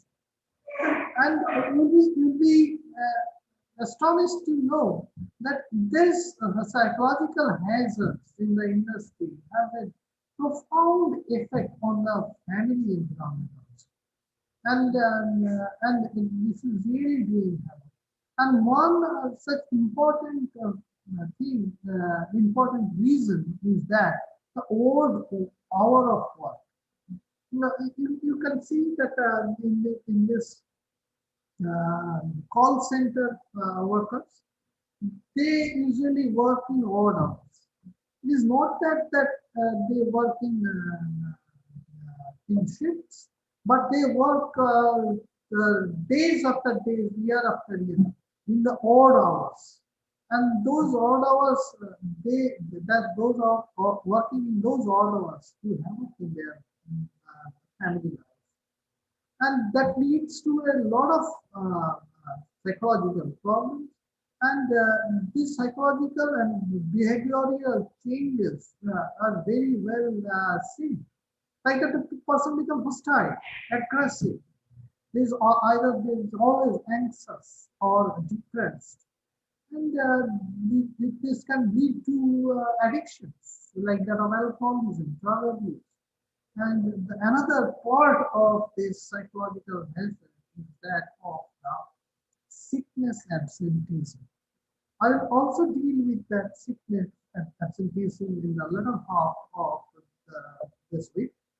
So in that time, I hope that we'll be able to discuss it in length. And that is all I have today. And now I want to say that if any of you have any questions or anything to know, if I can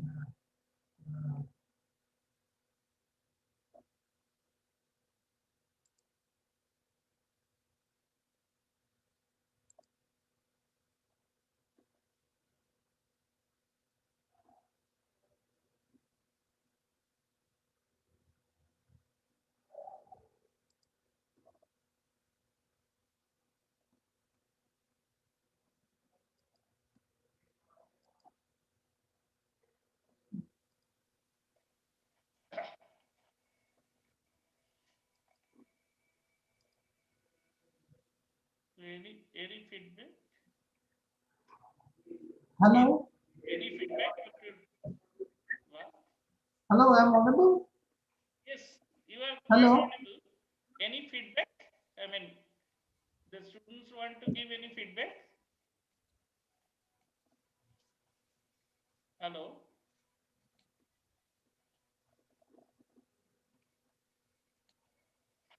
Hello? Sorry, you have completed your, session, isn't it, today? I'm not, please a bit loud, please. Have you completed your session today? Yes, I have completed. Okay.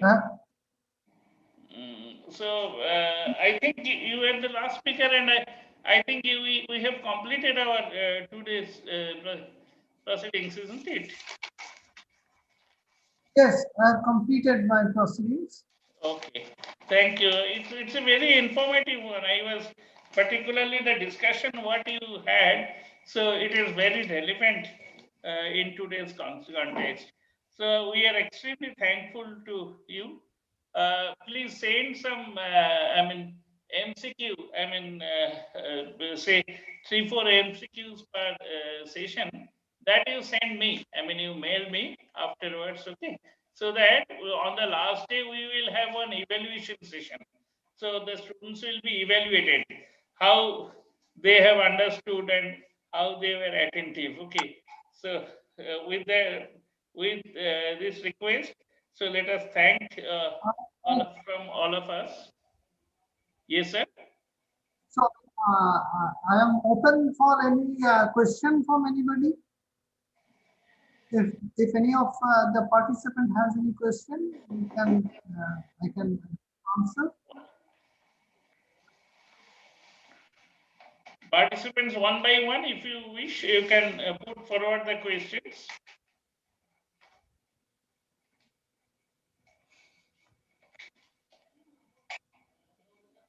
Anyone?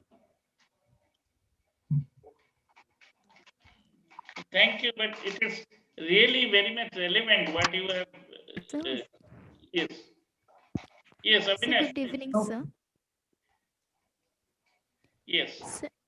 Sir, I'm asking that we'll have that exam on 11th, means Friday. Ma'am, sorry, sir, we will have that exam, means our MCQ exam on On the last 11th. day of the program, that is on 30th.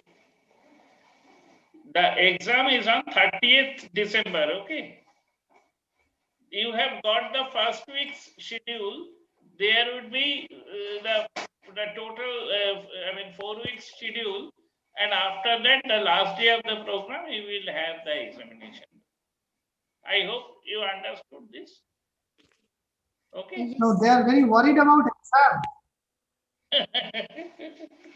That is good. So I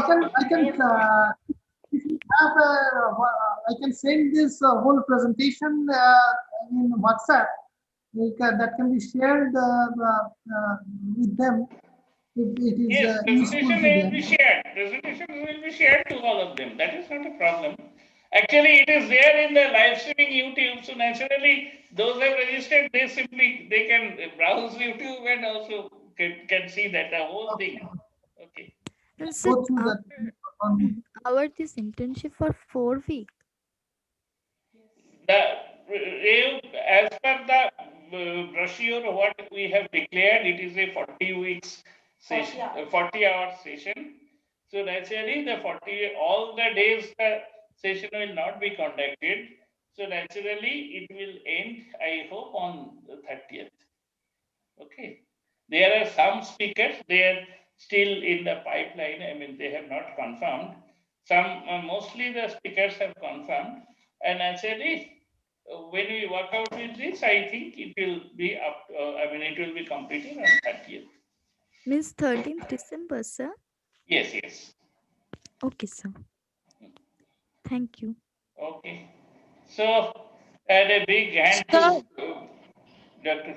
Yes, if you have any question, you can send me the chat. You can send through your A also. Already you have that. My WhatsApp number is there in the WhatsApp group. Also, you can share your A. Any queries.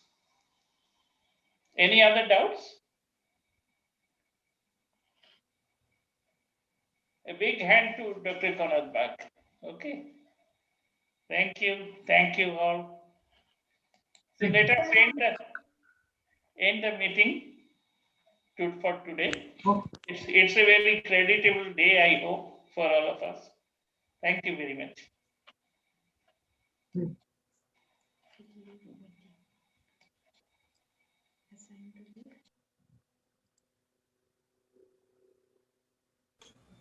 Hello, sir.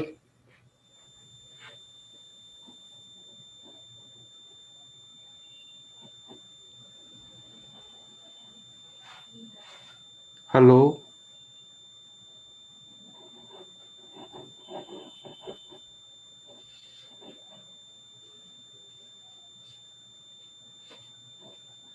Unmute করা রে Hello.